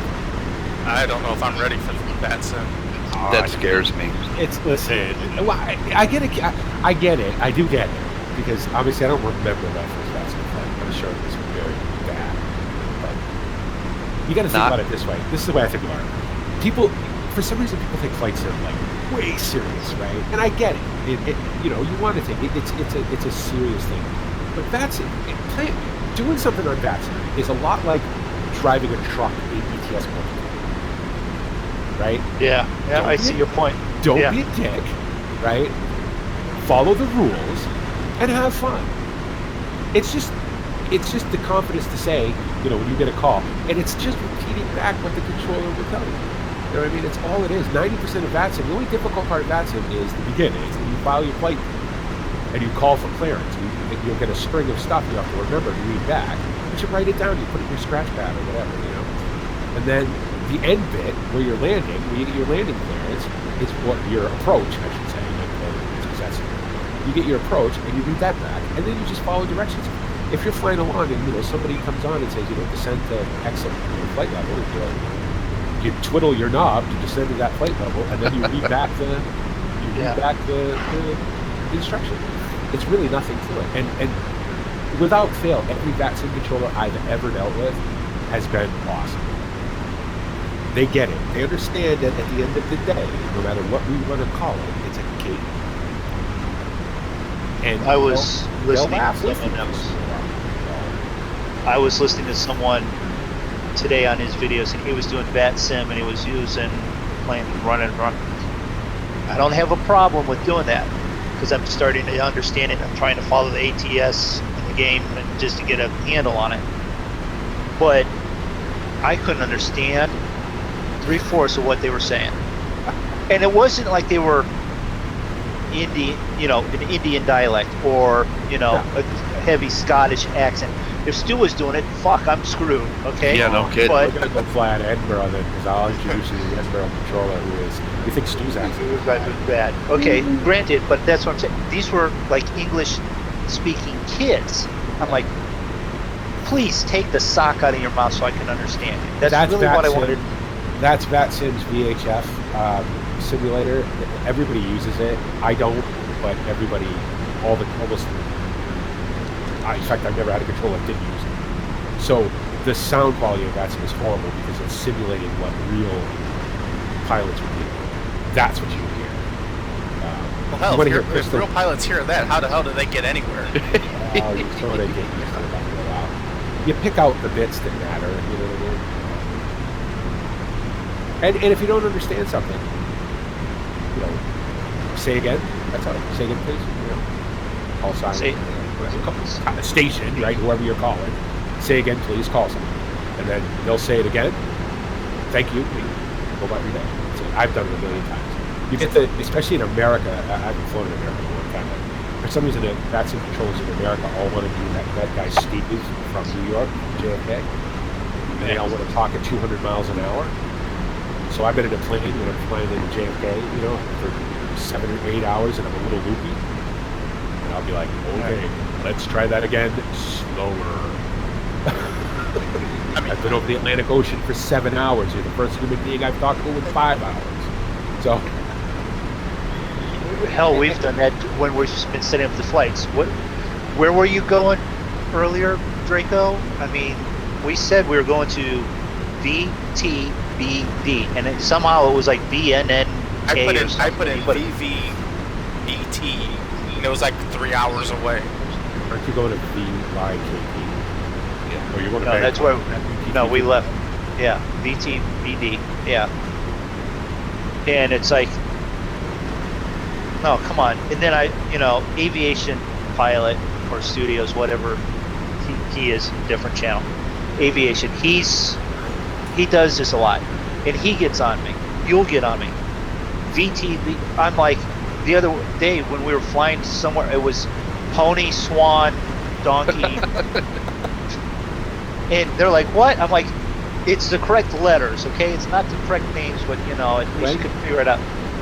But see, you don't have to worry about that. When you call an airport, right? When you call a controller, whether it's tower or ground or delivery or whoever's on, you call it by the name of the airport. You don't have to give them this phonetic bullshit. Like if I'm flying out of Bangkok, which I really want to do, so I can say the word very slowly. You would say, you push the talk button, and you would say in a clear voice, Bangkok Tower, this is, and hopefully you get a chuckle on the other end because you think you're funny. Give them your call sign, tell them what kind of plane you are, ask for your clearance. You don't have to worry about that. The only time you have to repeat back phonetic crap is if they give you a waypoint and it's if they say fly to, if it's a pronounceable one, they'll pronounce it. If it's not, they'll give you the letters, and then you repeat it back. Alpha, Kilo, India, X-ray, whatever, right? And then done. It's really, you just got to do it. You got to make. You know what you do? One of these days we'll have to do it. I'll walk you through how to download vPilot, how to get your models matched, how to connect and everything. You got to sign up for VATSIM. It's very simple. And then we'll just all spawn into an airport somewhere and sit there and listen. That's what I did. I did it for like 3 days. I just sat in an airport and listened. You know what I mean? Never called in for clearance, never just PM the controller to tell them I'm just sitting here listening. And they're like, fantastic. That's great. Enjoy your stay. Because these guys, they want to have fun with it too. So let's squat more Charlie guy out of Dublin, or Shannon, or Cork, or wherever he controls out of, what day it is. He is fantastic. He is great. I love getting to talk to him. He's on Oceanic, and I'm doing the Atlantic routes, and I get to talk to him. He's fantastic. We'll PM all the way across the Atlantic. He's great. How do you have an airport diagram on this thing? Because this thing has it. It's Really? Yeah, it's the G1000. It has that in there. You bought the guys flying right over? It came with this plane. It didn't come with mine. Well, I'm sorry. I bought the Flight 1. Yeah, this is the King one I Air. have. The King Air B. Maybe it does, and I just didn't pay any attention. To be honest, I wouldn't know what G1000 from Did you just fly over the top of me, Draco? Yep. From a G unit. I would have any idea. Yeah. But yeah, this came with the King Air B 200 from there, and that's one of the once I started figuring it out, I was really enjoying it, but at the same point I was having it crashing all the time, and it was either a memory issue that I've corrected, or it was installed just slightly off, and I now know to, when I fly this one, which this flight, it's still a little sketchy. I need to load this up in safe mode and load it up as the only plane so that the high end part of this is smart enough. It has the room to do it. You should only ever have one high-end plane loaded at a time anyway. Yeah, and this is the only one that is this high end that I know that I have. You don't ever want to, if you change planes for any reason, go all the way out, quit the sim, come back in. These planes don't like to be loaded on top of each other. Yeah, this one I can't. I think that was my issue, because I was, me and Moondog, we were going to fly somewhere, and I was going to fly the plane I'm flying now, but then we decided to fly the 577, or the 757, so I just switched from this to the 757, and I could not see, I could see from the inside, but my plane was invisible on the outside. Yeah, probably didn't load right. Yeah, because those planes, anything with any sort of depth or anything to it like that, doesn't, even the stock stuff doesn't look loaded on top of each other. Like, it stinks. You can't do a realistic leg. Like, I can't. If you don't ever get out of the plane, you can. Like, if I want to sit somewhere for 2 hours and wait for the turnaround, then I can do that. But if I want to simulate the turnaround by going out and coming back, we can't. You gotta quit all the way out, all the way back in, load the panel state, get the plane back to the way it was. Hope you remember what stand you landed on, and all that.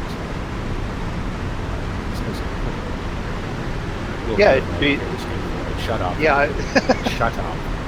I was actually looking at how to do. Yeah, just do it yourself, because I'm never gonna finish it. Let's be honest, okay? Let's just be honest. You, believe me, what you make will be better than that. What half of what I made. No. I'll probably I'm waiting for you to, because I pulled it into the paint thing that I have, that paint.net. Yeah. You could pull it up, but it's so compact and all that, and I'm like trying to figure out how to get it just right, and I'm like, I keep screwing it up. I'm like, well, it's only one layer that you paint on this. That much I know, because I've obviously had to go with it. It's only one layer, so you only need that one layer shown. Yeah.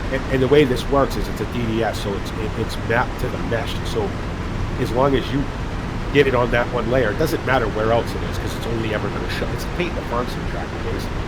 It's only ever going to show up on that one part. Okay, which is good, but I've never done that either. So. Have you ever painted a Euro truck? No. Okay. Well, all right. I'm out of examples now.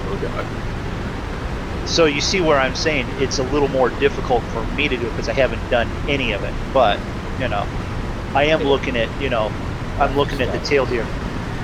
The tail here. That's where I would like to have my Moondog image, and then the rest of it can be sort of black with some gold. The only thing with that tail is where that rudder is, because that rudder is obviously a separate object. that gap doesn't look big there, but when you look at it in the layer, it's pretty big. And I'm having it. I had to go. That was the first part I started, and I was having a hard time getting the logo to sort of line up. And as you explain it that way, I'm looking at this going, well, why wouldn't it fit? Because I was trying to fit, and I'm trying to point to my screen and have you see it. That's real good. Well, you know what it is that because the inside of that rudder is round, obviously, right? Because it's a 3D object.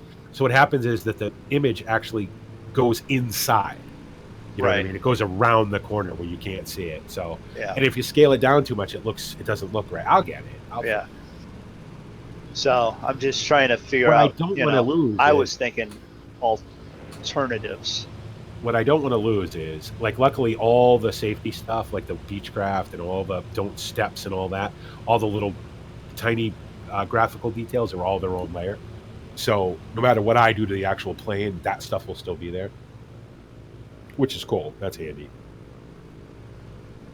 It'll still, it'll still say Beechcraft on it. It'll still have the, the don't step and all that stuff.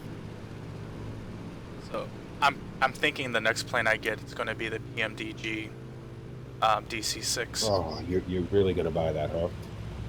Okay, yes. Eventually. Could you? Because I'd very much like to see somebody fly that. So yeah, see, all that stuff is all a separate layer. Yeah. Didn't Frugal do that one?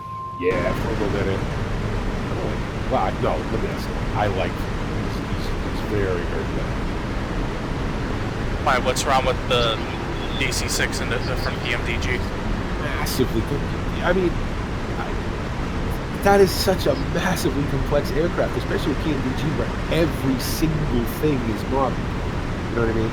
That plane models oil pressure and oil temperature and just hydraulic fluid and leaks and hoses stretching and compressing. And, like, every PMDG aircraft is so massively complex.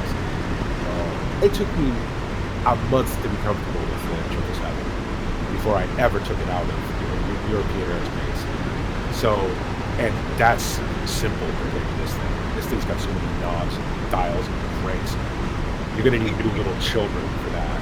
Well, I mean, this plane, it simulates, oil pressure, oil temperature, fuel pressure. You can have a cylinder go out on you. You can have your hydraulics go out on you. I was saying, have you seen the inside of that plane? Have you seen the I haven't. Like that plane? I couldn't make heads or tails of it. Like, I'm looking at it. I'm watching Frugal's video. I'm going, I think that's the altimeter, but I'm not sure. But I can't imagine it's too much more. The layout's much different than the 377. Probably not. If you're comfortable with it, then you probably be all right. Maybe you like that. That's a big outlay of cash. You got to make sure you like it. Or if you're gonna buy it, you're gonna like it. Is the way you look at it. Yeah, right. Like, I didn't think I was gonna like the 737. Hi, Chris. Welcome to the stream. Looking to get back into FSX. How many people still play it? Quite a few. 4, 5. I can count for sure. Well, according to Bellins, with Matt Davies, there are 6 people. There's quite a few. Yeah, there's quite a few. I can count BP, Matt. There's BP, Matt, Zig, Draco, myself. That's 5 already. Right. So Aviation, who's flown with us, and Mike. So that's 7. We're up to 7. We're almost at 10 already. All right, you two, don't scare somebody off who's looking to get into flying. It's actually a really good starter to get into. Don't lie. It's horrible. Don't play farm sim. This from a guy with 12,000 hours. I mean, so I'll tell you, if you're on a budget, FSX is definitely the way to go. If you're not on a budget, go with Prepare 3D. I'm pretty sure if you're on a budget, Flight Sim is not the way to go in general. Oh, Prepare 3D is even more expensive than than FSX. Any of them. You're looking It's at not something you should play if you're on a budget. Well, with Prepare 3D, though, if you're going to get a plane, you're looking at an extra $10.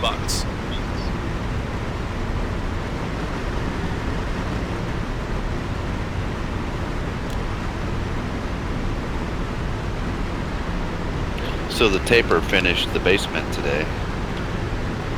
Or Good for you. Finished sanding. He didn't finish the basement. He finished his part of doing all the sanding on the drywall. Another milestone. And there goes Finished sanding. Okay. And there goes Zig off to my 11 o'clock. Yeah, you think you can pass me? I'll show you. I'm I'm waiting flying. for you guys to catch up. I'm flying within the specs of this plane. I'm well within the specs of my plane. Well, I'm happy for you. Can I give this guy one piece of advice?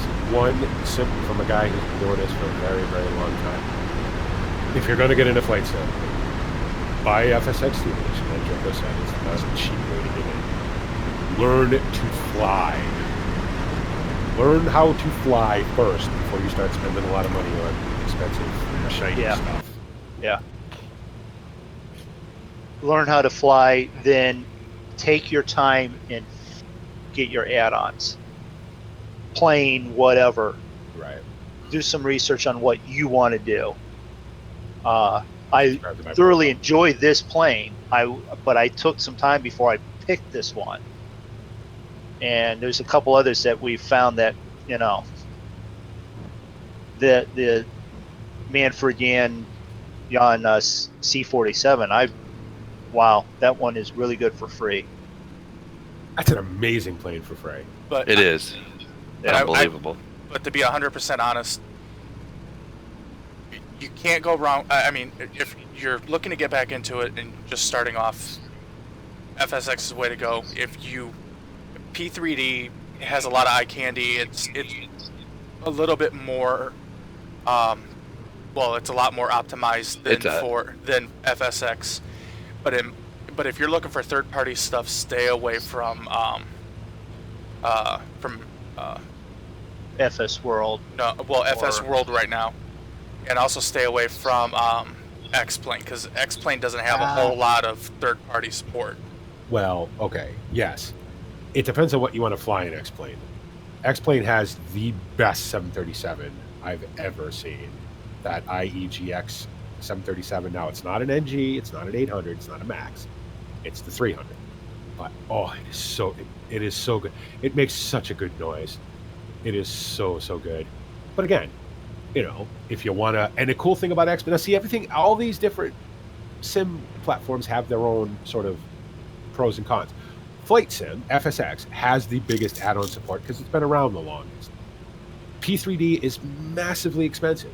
Very well optimized, 64-bit now with version 4. You'll never get an out-of-memory error.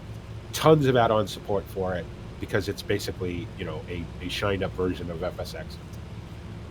X-Plane, on the other hand, has amazing, amazing night lighting straight out of the box. 95% of the scenery, airports, and things for X-Plane are free. You know what I mean? You can use Google Earth and Google Images to make scenery and stuff like that you can't do in anything else. So they all have their, pros and cons. You just got to... Flight Sim is like racing. He says, just looking to have fun like the good old days. If you're looking for that, then FSX Steam Edition's the way to go. The way to go. Go fly your Cessna, do barrel rolls and shit. Yep. You know what I mean? That's it. Don't drop $1,000 on P3D for that, because that's just free. If that's what you're into, it's a waste of money. But the one thing, if you're going to get FSX Steam Edition, I will recommend that you get to go with it, and this will make BB's head explode, is get Rex 4. There's Ramen. freeware shit out there than Rex. Did you saw my clouds the other day, right? Right, Drako? You saw them? And I'll admit they look really good. 10 years, they're free. You know what I mean? Now, yes, I use Orbix and all the alphabet letters. I use all that shit, right? You don't need it. You don't. It doesn't matter at the end of the day. It doesn't make you fly better. It just gives you something to look at when you're flying. It gives you something to look at while you're monitoring. I will say, if you're going to do a lot of VFR stuff, then probably getting the VFR stuff from Orbix is worth it, because you're going to be low enough to be able to take advantage of seeing, a house and a building and people walking around and stuff. You know what I mean? It's worth it in the long run once you're comfortable flying and everything, and you can look out the window. But if you're flying at 30,000 feet, you're going to see this. It's, you know what I mean? This is Orbix Global. Can you tell from up here? No, who cares? You know what I mean? So, and if you're like me and you do 90% of your flights in the middle of the night, you could be flying in a pillowcase. It doesn't matter. So Yeah, I mean, here I am. I'm 21, just a little over 21,000 feet in the air, and I can't see a tree. I can't tell the difference between a tree and a rock from up here. Are you guys using the FTX trees? Did you click that as one of your configuration options? Don't waste money on the HD trees, because the trees that come with FTX Global are only slightly less HD than the ones you pay the extra $19 for. Well, I dropped $4 a while back and got the add-on trees from Steam, and honestly, I don't see a difference between the in-game ones and these. Yeah, there's very little difference. Especially at height. You're not going to see them anyway. So it's really easy to get sucked into the trap of, oh, I have to buy this, I have to buy this, I have to buy that. You don't have to buy anything. You know what I mean? You can fly with default scenery, default equipment forever, and have a good time doing it. It just depends on how serious you get about it. I did it all wrong when I started flying. As soon as good add-on aircraft started to come out for FSX way back, I started to buy it. I started to fly for VA. I started to do airline stuff, and I'm like, well, then I need this and this and this and this and this. And next thing you know, $6,000 and 10 years later. And well, see, me, I like the immersion. I like clicking the buttons and turning the dials and. Sure. Well, it's not like I do occasionally have to twiddle a knob. Well, I'm saying even in the 757, I like being able to start the engines properly and. Right. And things like that, where the in-game stuff, a lot of times it's Control E. There you go. Right. That's the one thing. That's the only thing that I would say. If you want to, I tend to play, even though you'd have to watch my channel to see how I play simulation games, but I tend to do it one of two ways. I'm either very serious, where I want to learn something from the simulation, because it's something I'm never going to do in real life, so I want to learn as much as I can about it in the sim. Or I just could be arsed to care and just do whatever anyway. So you have that option with flight sim. You know what I mean? You can learn. I know how to speak to air traffic control. I know how to fly a plane. I know how to file a route. I know how to plan a route. I know ETOPS. I know all this stuff, right? That I would never have learned in the real world, because I'll never be a pilot. It all depends on what you want to do. If you just want to barnstorm and fly around, then you can do that too. There's plenty of planes in FSX to do that with. So. Well, if Chris is still here, he's probably thinking to himself, I just asked a simple question, and now these two won't shut the hell up. Well, welcome to the Monkey Show. You want to talk about steering wheels for a little while. Or flight that's sticks. The next one. Yeah. And don't get us started on cattle and crops. There is only one flight stick, and that's the Thrustmaster Warthog. Just saying. There's only one. The only way I go from this to something else is if I buy a yoke, and I'm not buying a yoke because I'd have to move my steering wheel, and I don't move my steering wheel for anything. So just out of curiosity, the other day I was actually looking at the yokes and the panels and the throttle quadrant. Yep. I added it all up. By the time you were done buying all of that and the rudder pedals, you're looking at $900. Yeah. Meanwhile, I spent $20 on a stick, and I can do and I'm using my steering wheel pedals. I'm doing everything they can do. Well, yes, but there is a significant advantage to having the correct equipment for the plane you're flying. Like when I fly a Boeing, I think I'd be a better Boeing pilot if I had a yoke, because the plane is designed to accept the input that a yoke will give you that you can't get from a joystick, right? I mean, yes, left, right, back, forwards, right? It's all the same. But with a yoke, it's weighted different. It feels different. I think I would be a better Boeing pilot with a yoke. Whereas when I fly the Airbus, well, it's a side stick. So yes, it's perfect for that. But I'm not going to drop. The only thing I wouldn't mind getting, and this thing has a fantastic I wouldn't mind getting a flap one. You know what I mean? So I can actually go through the flaps correctly instead of just pushing a button or scrolling my mouse wheel on the flap lever. But I agree with you. Yeah, I'm not so sure about the yoke, but I would sure like a throttle box. Because on this one and actually the business jets, the reversers. Where? I can't throw this thing into reversers. I have to go down there and over here and pull this all the way back. Yeah. You can't put any throttle in FSX. You can't. Trust me. I spent a month trying to set mine up to go into reverse. They don't ever go past the idle. They just don't. Yeah. Unless maybe you use VJoy. Maybe I tried it. VJoy and I had it work sometimes. So he said all he wants, he was just wanting to get back into the F-18 and have fun with that. And FSX is the way to go. Done. There's an F-18 and FSX Steam Edition. Joystick controls all of it because it's a joystick. And you're looking at, I think you're looking at like what, $23, something like that. Is it? Yeah. You can catch it on sale for $12, or I bought it for even less. I bought it for $7.50. Steep. Wow. Yeah. We spent 4, 5, 6, 7 times as much on that plane right now. Yeah. To fly it in. Yeah. Exactly. Yep. So I bought the box version of FSX about 1.5 years ago for $35, I think, and I've spent $6,000. Well, stuff. Well, what did I tell you guys about FSX? Oh, I don't think I'd like that. Yeah. You're like David, like Farmer Dad. He says the same thing. I'm telling you that next time I have $23 to buy it. Well, I don't know. You guys are crazy for just flying there. I'd be bored. I wouldn't have anything to do. I was like, no, I'll just stick with the farming. I was like, you know what? Like the next day, he's like, "Can we go flying? Can we go flying? Can we go flying?" Well, okay, we do that for 3 days. I go, "What do you want to do today? Can we go flying? Can we go flying?"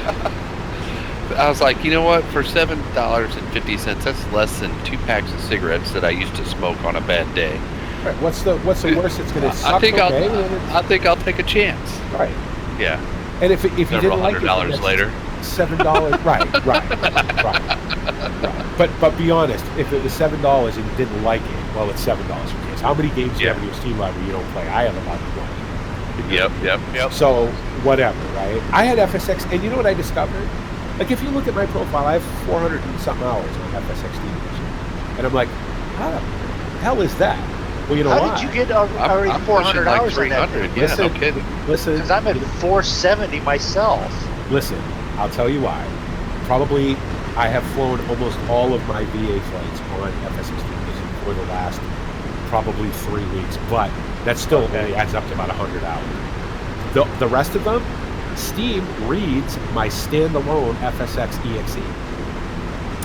So every time I fly in standalone FSX, which I've been obviously done, a bunch ever since I bought FSX SE, it clocks the hours.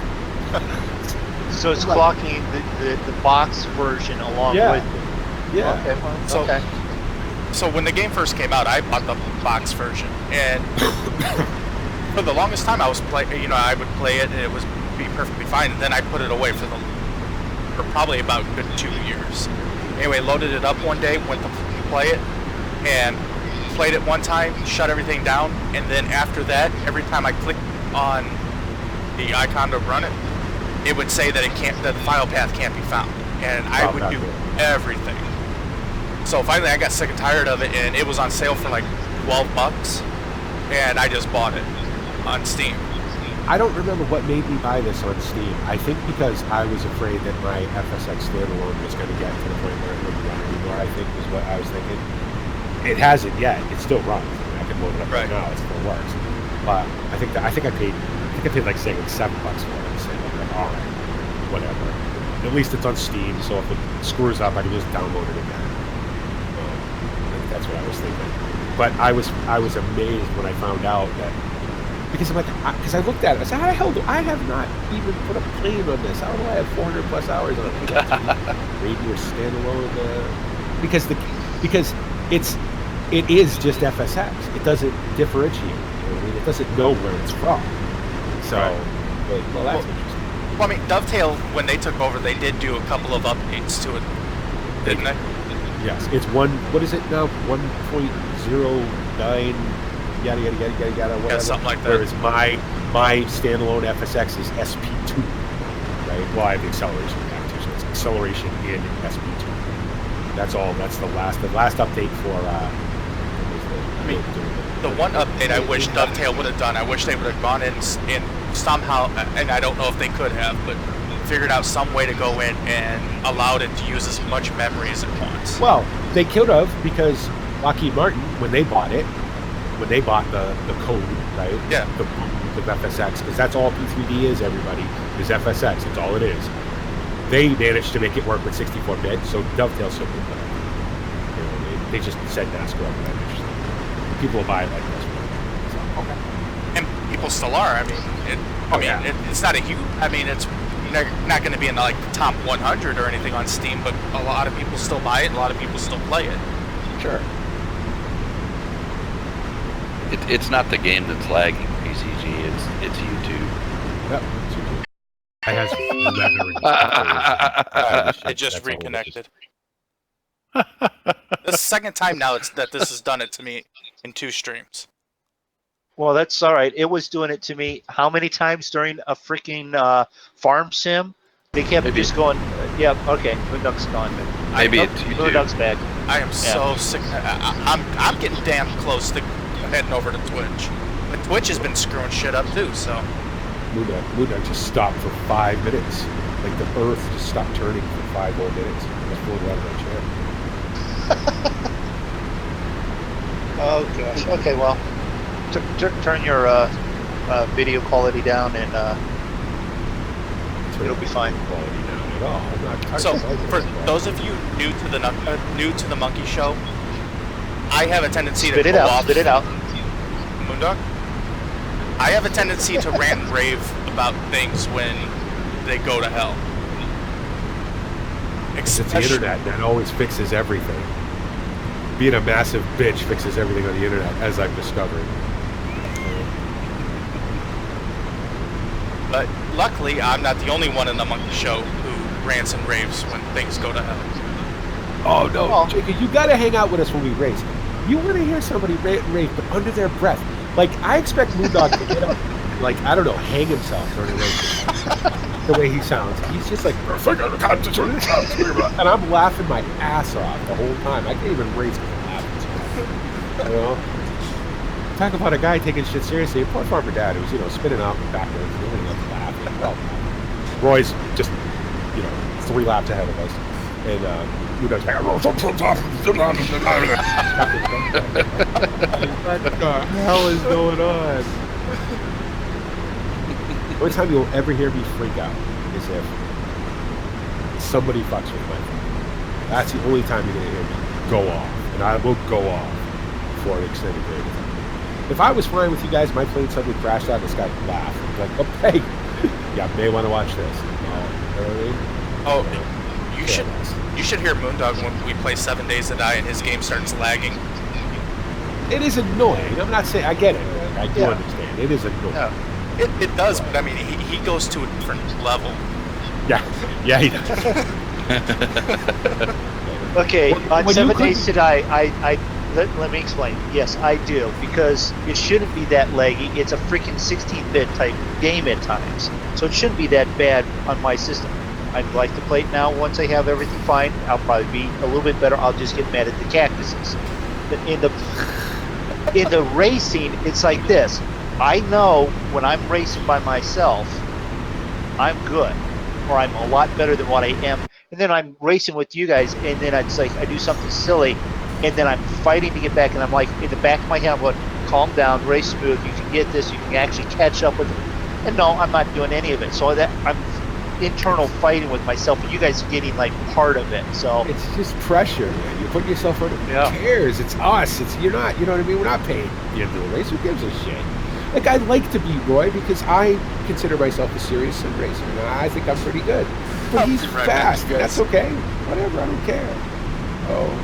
Well, see, it's the same thing you just said there. You'd like to beat Roy. Yeah. I'd like to keep up with Roy and beat you once. You know. You beat me many times. So don't worry about that. But it's that's just how I feel. What's the Monkey Show motto? Games, friends, fun, right? Fun. Yeah, well, I'm having fun. Even when I get done, though, I've had fun. But in the competition portion of it, oh, you are. Yeah, you are. I hate to lose, and I hate when I Is that screw why up you're going to myself. get to this runway before these two? I'm winning no, this that one. Well, hell, Zig was beating us yesterday, so I figured I'd get there first today. Are you anywhere close? Because you've had this runway diagram up for like an hour. Well, I pulled it. I'm actually descending. I'm top of descent. I'm dropping down. You're on the top of descent already? Yeah. I can't see us. Hold on. Maximize. How far out are you? 18.3. 60. Well, you're not that far 45. ahead of me. No, you guys caught up to me because I'm still slightly iced up on the wings. I haven't looked in a You're while. in Thailand, even at 16,000, the outside air temperature's got to be 30 degrees. Oh crap! I moved it. I had Outside ice is earlier. 23 Yeah. Fahrenheit. It's only 23 Fahrenheit at altitude right now. Okay, at 18,000 feet, it's 23 degrees. Think about that for a minute. Yeah, That's I know. warm. That's warm. Yeah. Because when we were flying in Alaska last night, we wasn't even at 18 degrees Fahrenheit, and it was real weather. Right. Didn't even seem like it. It's not Fahrenheit, it's Celsius. No, that's Fahrenheit. You had set this. Oh yeah, 20%. Yeah. Before you were that Yeah. I fly in Celsius and kilograms because that's what we all use. So I'm so used to it. Right. I don't understand it as well, so I went with something I understood. If I had a plane that took pounds of fuel, I wouldn't know how many pounds of fuel this was supposed to stay in. So 26 Fahrenheit. Alright, I'm back. I mean, if I look out the passenger window and let you guys catch up to it, I mean, there's an awful lot of ice on that leading edge, really. So That's the one thing I wish this plane modeled that it doesn't. It doesn't model actual icing. Oh, the Dash 8 loves to model ice. Yeah, At they'll the model it on the slightest- props. Yeah, at the On the slightest props and on provocation, it'll ice up the wings, the prop, the Yep. And what's great is that there's no heat for the first officer window, so that'll just ice up solid. You have to turn the vents on. I haven't seen that yet happen. But Oh yeah, it's happening. I mean, I have to kind of excuse A2A. This was like the very first plane they made. So while they did a great job with it, they weren't looking at all the things that they can do now with. Because I think they made this back in 2012, 2013.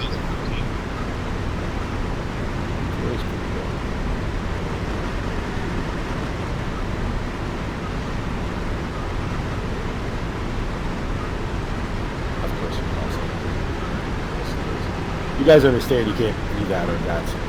Actual Yeah. call sign on that. Right, but when you do it this way and you do go into join and you jump on the map, it'll state the whole tag there or the tail number, so it's easier to spot that way. But yeah, So, of course. so what do you mean, like an actual call sign? Well, you would if you were say you were flying one of these, right? Say you were flying this plane. What Udon's flying? You This use one the is number actually- that's on the dashboard. Whatever that. I can't remember. Well, I just assumed that it's actually 00 SKM. Yeah, you would be Beach 00 Sierra Kilo Mike. That would be the gotcha. call sign. If you were in the Dash 8, what livery are you flying in Dash 8 right now? Alaska So Airlines. you'd be Alaska flight number. You know what I mean? Alaska whatever number. I got you. Like I'm speed. Like when I fly in Batson, it's almost always Yeah, just Speedbird. Speedbird, whatever the flight number is. You know, because obviously I'm mirroring a real world route somewhere. So yeah, so you would call Batson and you'd say this is Beach, Beach Air, Beach King, or whatever this thing is called, 00 Sierra Kilo Mike. Now that's your initial call. The next time you call, you could just say, this is Sierra Kilo Mike. You shorten it down to the last four, so it's not so long to say. Only time you have to do the whole number in a GA aircraft like this is when you initially contact the station. Now, this comes from Right. I have done one VFR flight on VATSIM, one, and that was for an event over in the UK. I did it, and I was like, and I PM'd the controller, like I'm sitting on a grass strip somewhere, And I'm like, I don't really know what I'm doing because I don't do VFI. He's like, you're fine. What's your call sign? I don't know. Hold on. Let me find a dash plate because I don't even know. And the plane that I was flying didn't have a dash plate, so I can look on the tail. And I'm like, I'll never remember that. I got to write it down somewhere. Let's see. Runways 3 and 21. Which was the wind. I'm working on that. Just click it. Go up in the add-on screen and click the... Well, that's right. That's right. Hold on. I'm new to that. Wind is variable 310 to 02. So you land... What was the runways? Was there a 3-1? You landed on 3-1.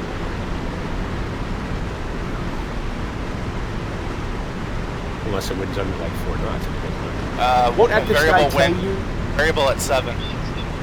Variable at 7. Yes. Oh, I don't know if these things. Won't Active Sky tell you in the briefing what runways they're using? I don't know because when you go to the briefing, I don't know what everything stands for yet. So I press the play briefing, and they start rattling off so much crap. I have no idea what the hell they're saying. Okay, so if you go to the briefing and you scroll all the way to the bottom of the flight, not the briefing, the briefing. I'm sorry. You scroll all the way to the bottom, right? Well, not all the way down to the to your arrival airport. The last line of it will give you the winds, and it should say something like, based on wind recommendation only, the following wind, and then you can pick it up. Winds aloft by waypoint VTB. 358 right? at 8. So 3-1, like I said, 3-1 left. Or what's the other one? Go back up because the winds are what, 3-1 to 20. So you could land at 3-1 or I don't know what the number was. I'd say 3-1 left. Pick that one just because why not, right? And set up for that. Obviously, you always want to land into the wind, so you want to land in the direction that the wind is coming from. So thanks, BP. Wow. Yeah, we've flown once or twice. I'm nearing my TOD. Is it really 9 minutes past midnight local time and it's not dark out? No, it's local time here, which is actually 11:09 a.m. 11:09 a.m. Yeah. Active Sky says it's 009 local. Where's that? Your time? No, 00. I guess so. But 009 a.m. is my time. It's not that time for me. But, well, it Yes, also it is. will give you So it is, time yeah. too. Don't It tell really me is. this. I didn't realize it was that late. Well, it'll also give you Zulu time if you pay Right, attention. Zulu is the only time that matters anyway. That's the only time I pay attention to. So, but yeah, so you could definitely 31 degrees. Welcome to Thailand. You could definitely land 31 miles. Like, the one thing with that sky that really impressed me was the fact that when your flight plan goes in, if you have everything set up the way it's supposed to, it'll give you top of climb and top of descent. Yep. I don't ever have to worry about that because my plane just does that automatically. Well, Ziggs does too, but I mean, before then. Well, it's not today because I can't remember how to do it. So, Chris, what do you mean by controller? Controller? Do you mean like air traffic control or like flight sticks? 3 left.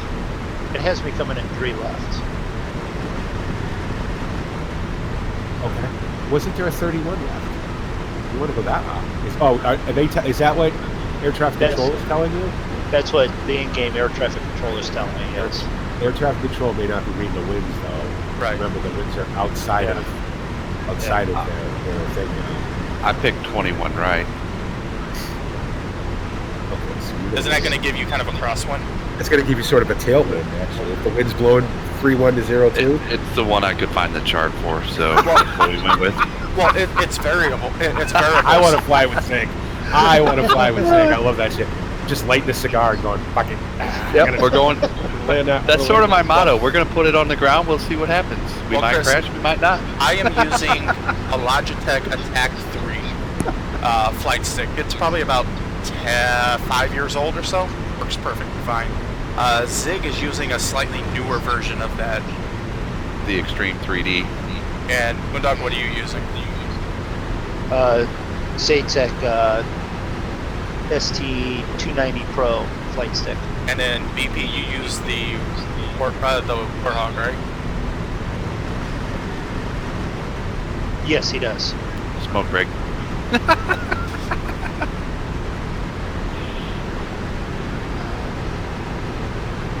The Warthog is a really nice one because it's really heavily weighted, and it's also got a separate little throttle quadrant. I've been very happy with the Extreme But I've been 3D Pro for $30. And I've been really happy with mine too. It's got like I think like 12 or 14 buttons. Yep. It has a little. Does yours have the little like fan wheel that you can use for like the throttle? Yep. Yep. Seriously though, if you guys are going to do these like around the world flights, getting a Navigraph subscription would not be a bad idea. Yeah, we looked at it. Navigraph is fantastic. You know the charts are going to work. You know they're going to be current. You know they're going to, they're going to give you the right information and everything. So. All right. Come And on, if you start flying FMC equipped planes, you can get the updated nav data through them too. So off of the price. I pay. Well, it's if you can get it for $9 a month and pay by the month. I pay for the year. It's $110 for the year. For me, whatever. Or you could be like, say, we just look up some 50-year-old chart and say, fuck it, that looks good. Yep, we're going with this one. That's and what hope we it's do. still there when you get there. Only in Taiwan. In Thailand, it's called Don Wang International. Well, a lot of the charts that we pull up online, they actually say, this chart is good from, August of 17 to, September of 17 or what have you. Found a good one for a good place to go for ones that are in the continental United States, but outside of that, not so much. You know what to look up too is look up on the VAT sim, like the different VAT sim divisions. They generally have charts. I don't know what VAT sim Thailand looks like. I have no idea. But I used like VAT sim. Like I tell you, what's a great site? NATS.uk for English for UK charts. Fantastic. Yep, I think I have that one bookmarked. Oh, can't you pull up some of that stuff from Active Sky? Or is that What, just straight, or not Active Sky, Sky Vector? Or is that just strictly planning? Sky Vector they only do like, I think they only do intercept charts and stuff. There's no plates on Sky Vector that I'm aware of. I haven't found it. Yeah, it's all VFR stuff and airspace and Bravo airspace. All right, well, like that. guess what we get to do? Okay. Yeah, because I can't, it won't, because the higher frames in this thing it didn't put the whole flight plan in. It won't let me do a program, an approach and all, so I guess I'm freehanding this. Yep. Yep. Grab your stick with your hand and hold on tight. So you're gonna fly into Bangkok doing with your hand? He's gonna fly into Bangkok with his stick in his hand. See, now Pastor Zig tried to make a dirty joke. He tried. I'll give him credit. He tried. Pastor Zig has definitely done that, yes. I told him last What are night you just doing? once I want to fly into Lake Titicaca.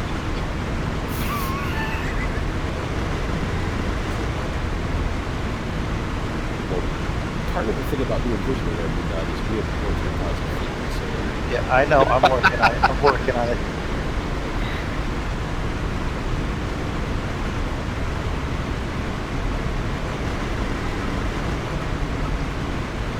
see, I could have flown, but instead I decided to make it. I could have done both, actually. I could have been flying Yeah, I was right gonna now say. while I was watching this. But it's a bit of a pain in the ass, especially whereas I may have run into bats and, talk to them. The cars are going on for an hour, which I'm still actually in the Which one are you yelling at for?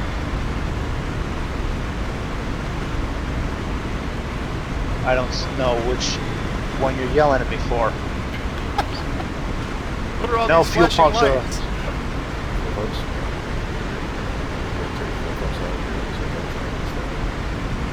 No, it's throttle. I'm trying to kill throttle, and it's thrust. And I got prop feathered too much for it to be that slow on the throttle.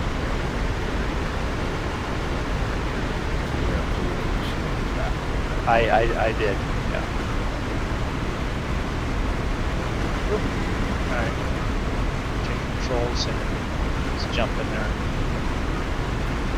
No, see, that thing, that Dash 8 doesn't have auto. Have what? It doesn't have an auto throttle in Dash 8, so you have to manage the throttle in that thing. But yeah, it's got ISA mode and shit. That doesn't. All that does is pitch in. No. So. And I programmed in an approach, but I don't know if it's going to take me on it. I'm a little concerned. We'll be all right, but I always have a hard time coming down. Descending with that thing is always tend to go too fast because I forget. Shit, well, yeah. I gotta think power myself.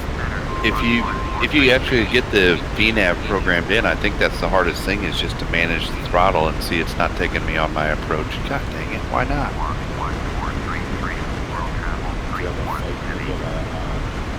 I put it in the approach. I put in the approach, but it. Do you have a no link in there somewhere? Did you get to your No, last point because you know how to get to the next one?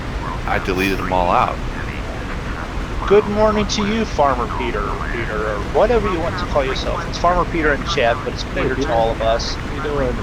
Good morning, Sweden. Is that anything like Good Morning Vietnam? It's still gotta be, what is it, 6 a.m. in Sweden? Yeah, 6 a.m., right? Yeah, 6 a.m. He's got to get up early to start driving.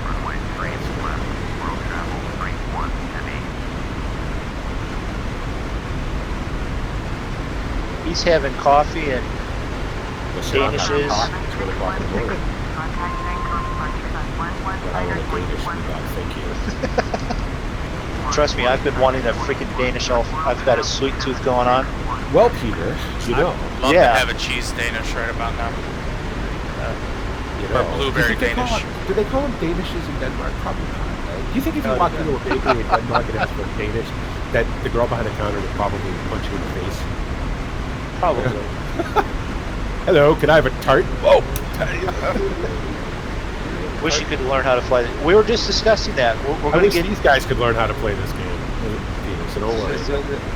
No, you know what? Here's the thing. Okay, you know what? Christmas is coming. Guess what everybody's getting for Christmas? Because I would dearly love to have a monkey show group flight. I would think that would be fantastic. And I'll fly in.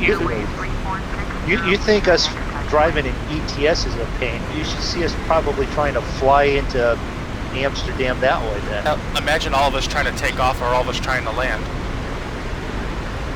Well, I won't have any trouble. But I may be the last one in just so I can watch you. Or I'll be the first one in so I can get out of the plane and sit on the side of the runway and watch it land.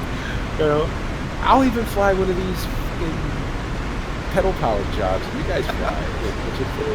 Pedal power. Just gonna. Maybe I'll fly the Crash 8. I'll see if I can figure out how to program the Crash. Probably not. I haven't flown that plane in so long, I barely know how to fly it. I would very much love to go over to Vassar, UK, and fly that. I don't know, from Manchester or Edinburgh or something, you know, and just not troll them. I don't want to do that, but just have some fun. That was. Wow, you even got your night bot all set up. I still haven't done that because I don't really know how. No, but if you click, you know, do the right commands, you can even get the link to Cavalier Roy and Farmer Dad and Zigzag and even Bipolar Prophet. I like how because I'm a mod, it highlights my name, which it should do all the time anyway. It should always highlight my name. A little bit of an egotistical comment there. Not bad. Okay.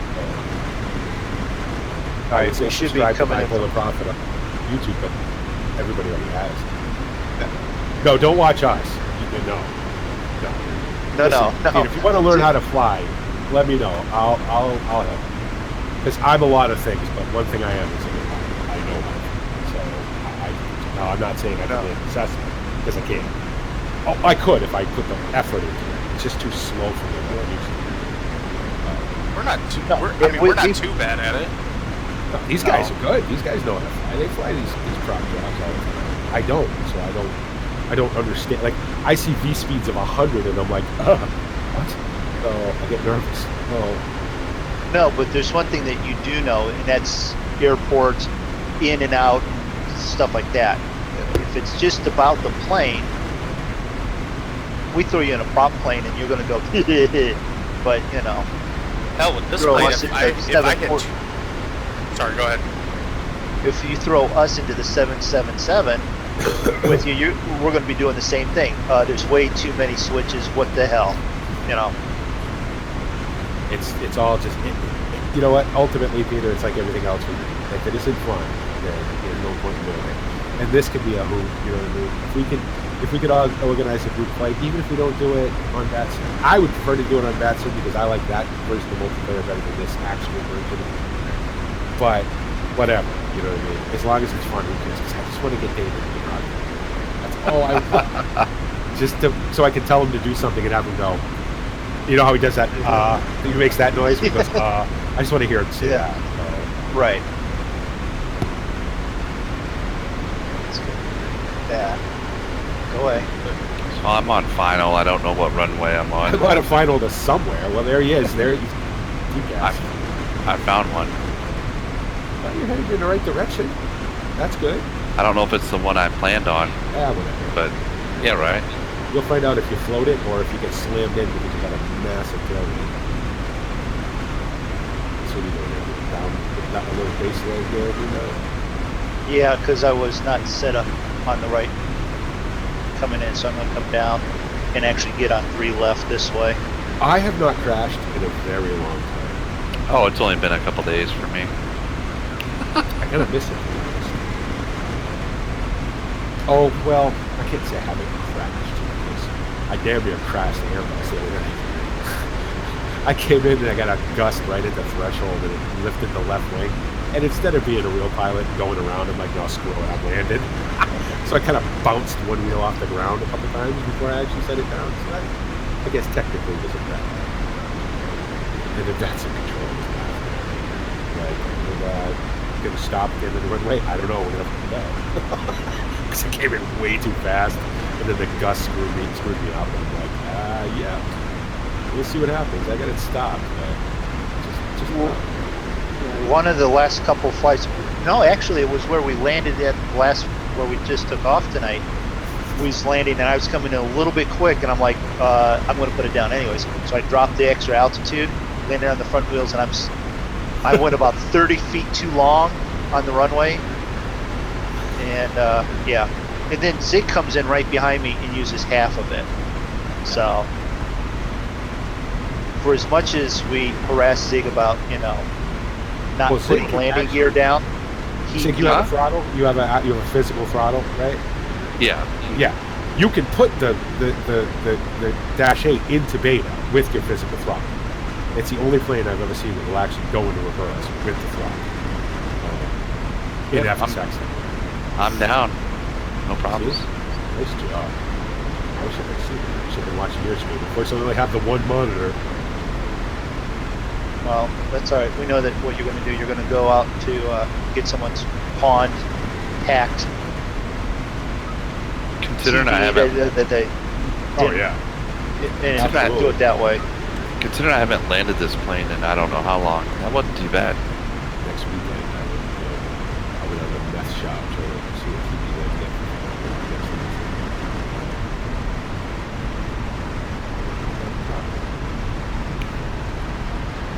smell it. That's it. And it's actually Thailand's a beautiful market. then we're not picking on meth heads. Without them, we wouldn't have a bunch of their shit. I'm smoking meth, everybody. I like cheap stuff. Oh, that was. Festus is in the meth capital of the country, I believe. Is it? I thought that was Tulsa, Oklahoma. Or Jefferson County, Missouri is right up there. Can you can still buy Sudafed, Ephedrine, and all that? Oh, you can't buy hell no. No, you can't No. anywhere around here. You have to go to Canada. Yeah, no, that's... Yeah, Chris, you can still fly the F-18 and everything in this game. Yeah, it's still in there. I just flew it probably a couple weeks ago. I should try to. I've never, not ever, ever have I flown that. Jesus Christ, talk about fast. I wouldn't have to worry about being too slow now, would I? No, you wouldn't. Thing is, though, is that that thing drinks the fuel. Yeah. See, I'm not that much of a, like, hand pilot. I don't know that I don't fucking I'm supposed to have a crash. Much like the, Navy does on a regular basis, I guess. Whoops, that didn't work. Haha. Just buy another $2 billion. I am on final. I'm so on is final. Are you doing 3 left or 3 right? It's about time you guys got here. I'm on 3 left. I think it's funny how Zig, who was behind you all, beat you there. No, he was second. Draco Yeah. was last. And I was also up higher, so it took me longer to... At one point, I was Percent. up higher. I was at 31.5 at one point. Yeah, but that's because you decided to go storm chasing. That's true. I'm out of your way. I'm taking 3 right. Pick one of them. That's what I'm doing. Now, Just let's not hope they're the- not. Let's hope they're not doing alternating runways, and they're not departing off of this runway you're about to land on. Well, yeah, right. I think that's the one I ended up on because you guys are coming in right where I came in. Although I was on the left, are you going on the right? I'm going on the right because Try that Draco's in like real life, 5 just behind. at the last second, decide to change runway. Yeah, well, real life I wouldn't do it. This is simulation. So as long good as I thing. get the runway. Chris, I will answer you in just a second, as soon as I land. We're sorry, the stream will now be suspended while everybody lands. Just stop right here. Got a good view.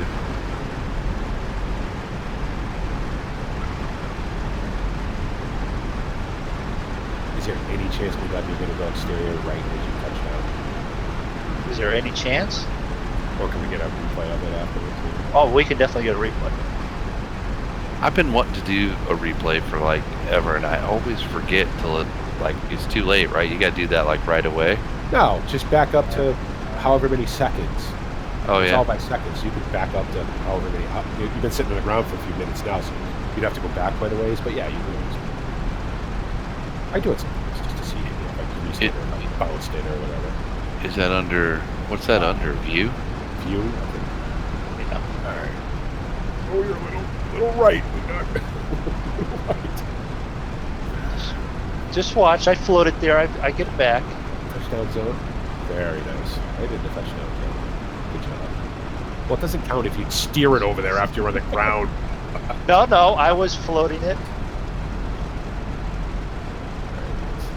Draco landed on the runway I landed on.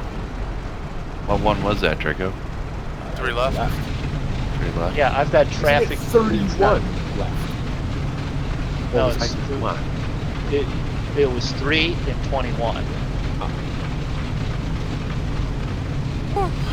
Nice, Draco. Good job. The plane didn't even shake. You know you did a good job, but the plane doesn't even shake. World travel bring All right, 1 heavy, so- turn next taxiway. A little bit of a bounce there, but Replay. What's that under? View? Is it options? Options. Oh, so he says he still has his old FSX disc. Should he use that or buy FSX Steam? I would buy FSX Steam just because it's got some minor updates to it that make it more better. So watch the replay. I caught it close, but World Watch. travel bring 1 heavy, turn next taxiway. Nice. You were dead in the touchdown zone. Very nice. I mean left, but That was a smooth landing. World travel bring 1 heavy, contact ground on 121. So how do you do the replay? Go to options, go to instant replay, and then put in however many seconds back you were still in the air. Just you have to guess, obviously. Instant replay. I'll do 6. Probably. what, 60 seconds? I 60 did seconds 70. only a minute. So Yeah, I did 75 and I caught it just at the end of the runway. So I was So feel that bad. didn't work. 500 seconds because I end up it's just a sheer instinct and a habit to pull off the runway, clean up the airplane, and then go, oh crap, I wanted to watch the replay, and I have to go back, 3 minutes or whatever. Let's do 100 seconds. Alright, there's the replay of me coming in.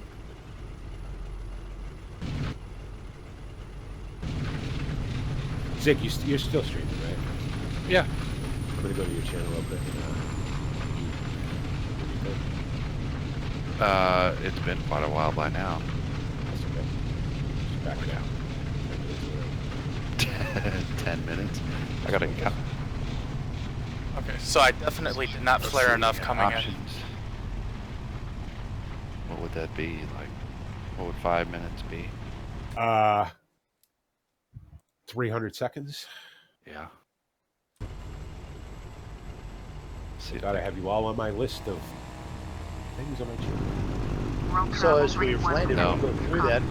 If you like to see replays, jump to the other channel to see how things look. Make sure you subscribe to everyone. That way you can hop to see the best view. Where are you at, Zig? Here we go, BP. Well, you won't see it just yet, but Thank you, Mike. Yeah, it wasn't too bad of a landing. I need to flare a little bit more when I'm coming in. But I'm always afraid I'm going to do a tail strike when I do. Well, it's a flare, not a rotation.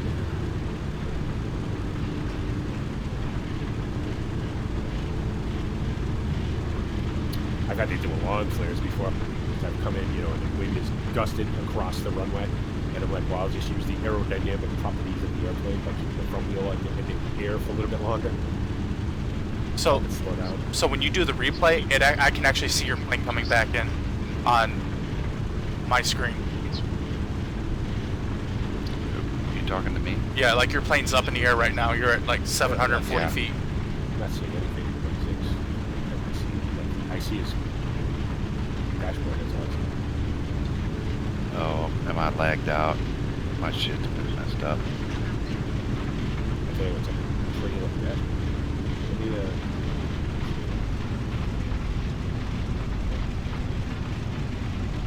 Yeah, you got well, that's Yeah. just I've been in the red all night. It's annoying. Alright, and since I park where I want, I'm just going to park right over here. well, good job, fellas. I'll take that there was 3 excellent landings. Mine was okay. I think they were very good. Good job, everybody. And with that, I'm going to say goodnight. Let you guys end your stream, so I'm rambling through the ends of it. Well, well, take and have a nice night, and let us. We're going to do what we normally do. We let one person speak, opening and closing. That way, we're not all trying to close them at the same time. Oh, cool. Then I'll do it. Subscribe to Bipolar Profit on YouTube. Thanks a lot, BP. And on that note, yeah, make sure Well, you do check out everyone on the Monkey Show. Links are in all of ours main pages on YouTube, I do believe, and definitely on mine and Zig's. We typically stream Tuesday and Saturday night, 10 Eastern Standard Time. You can extrapolate with where you are at currently.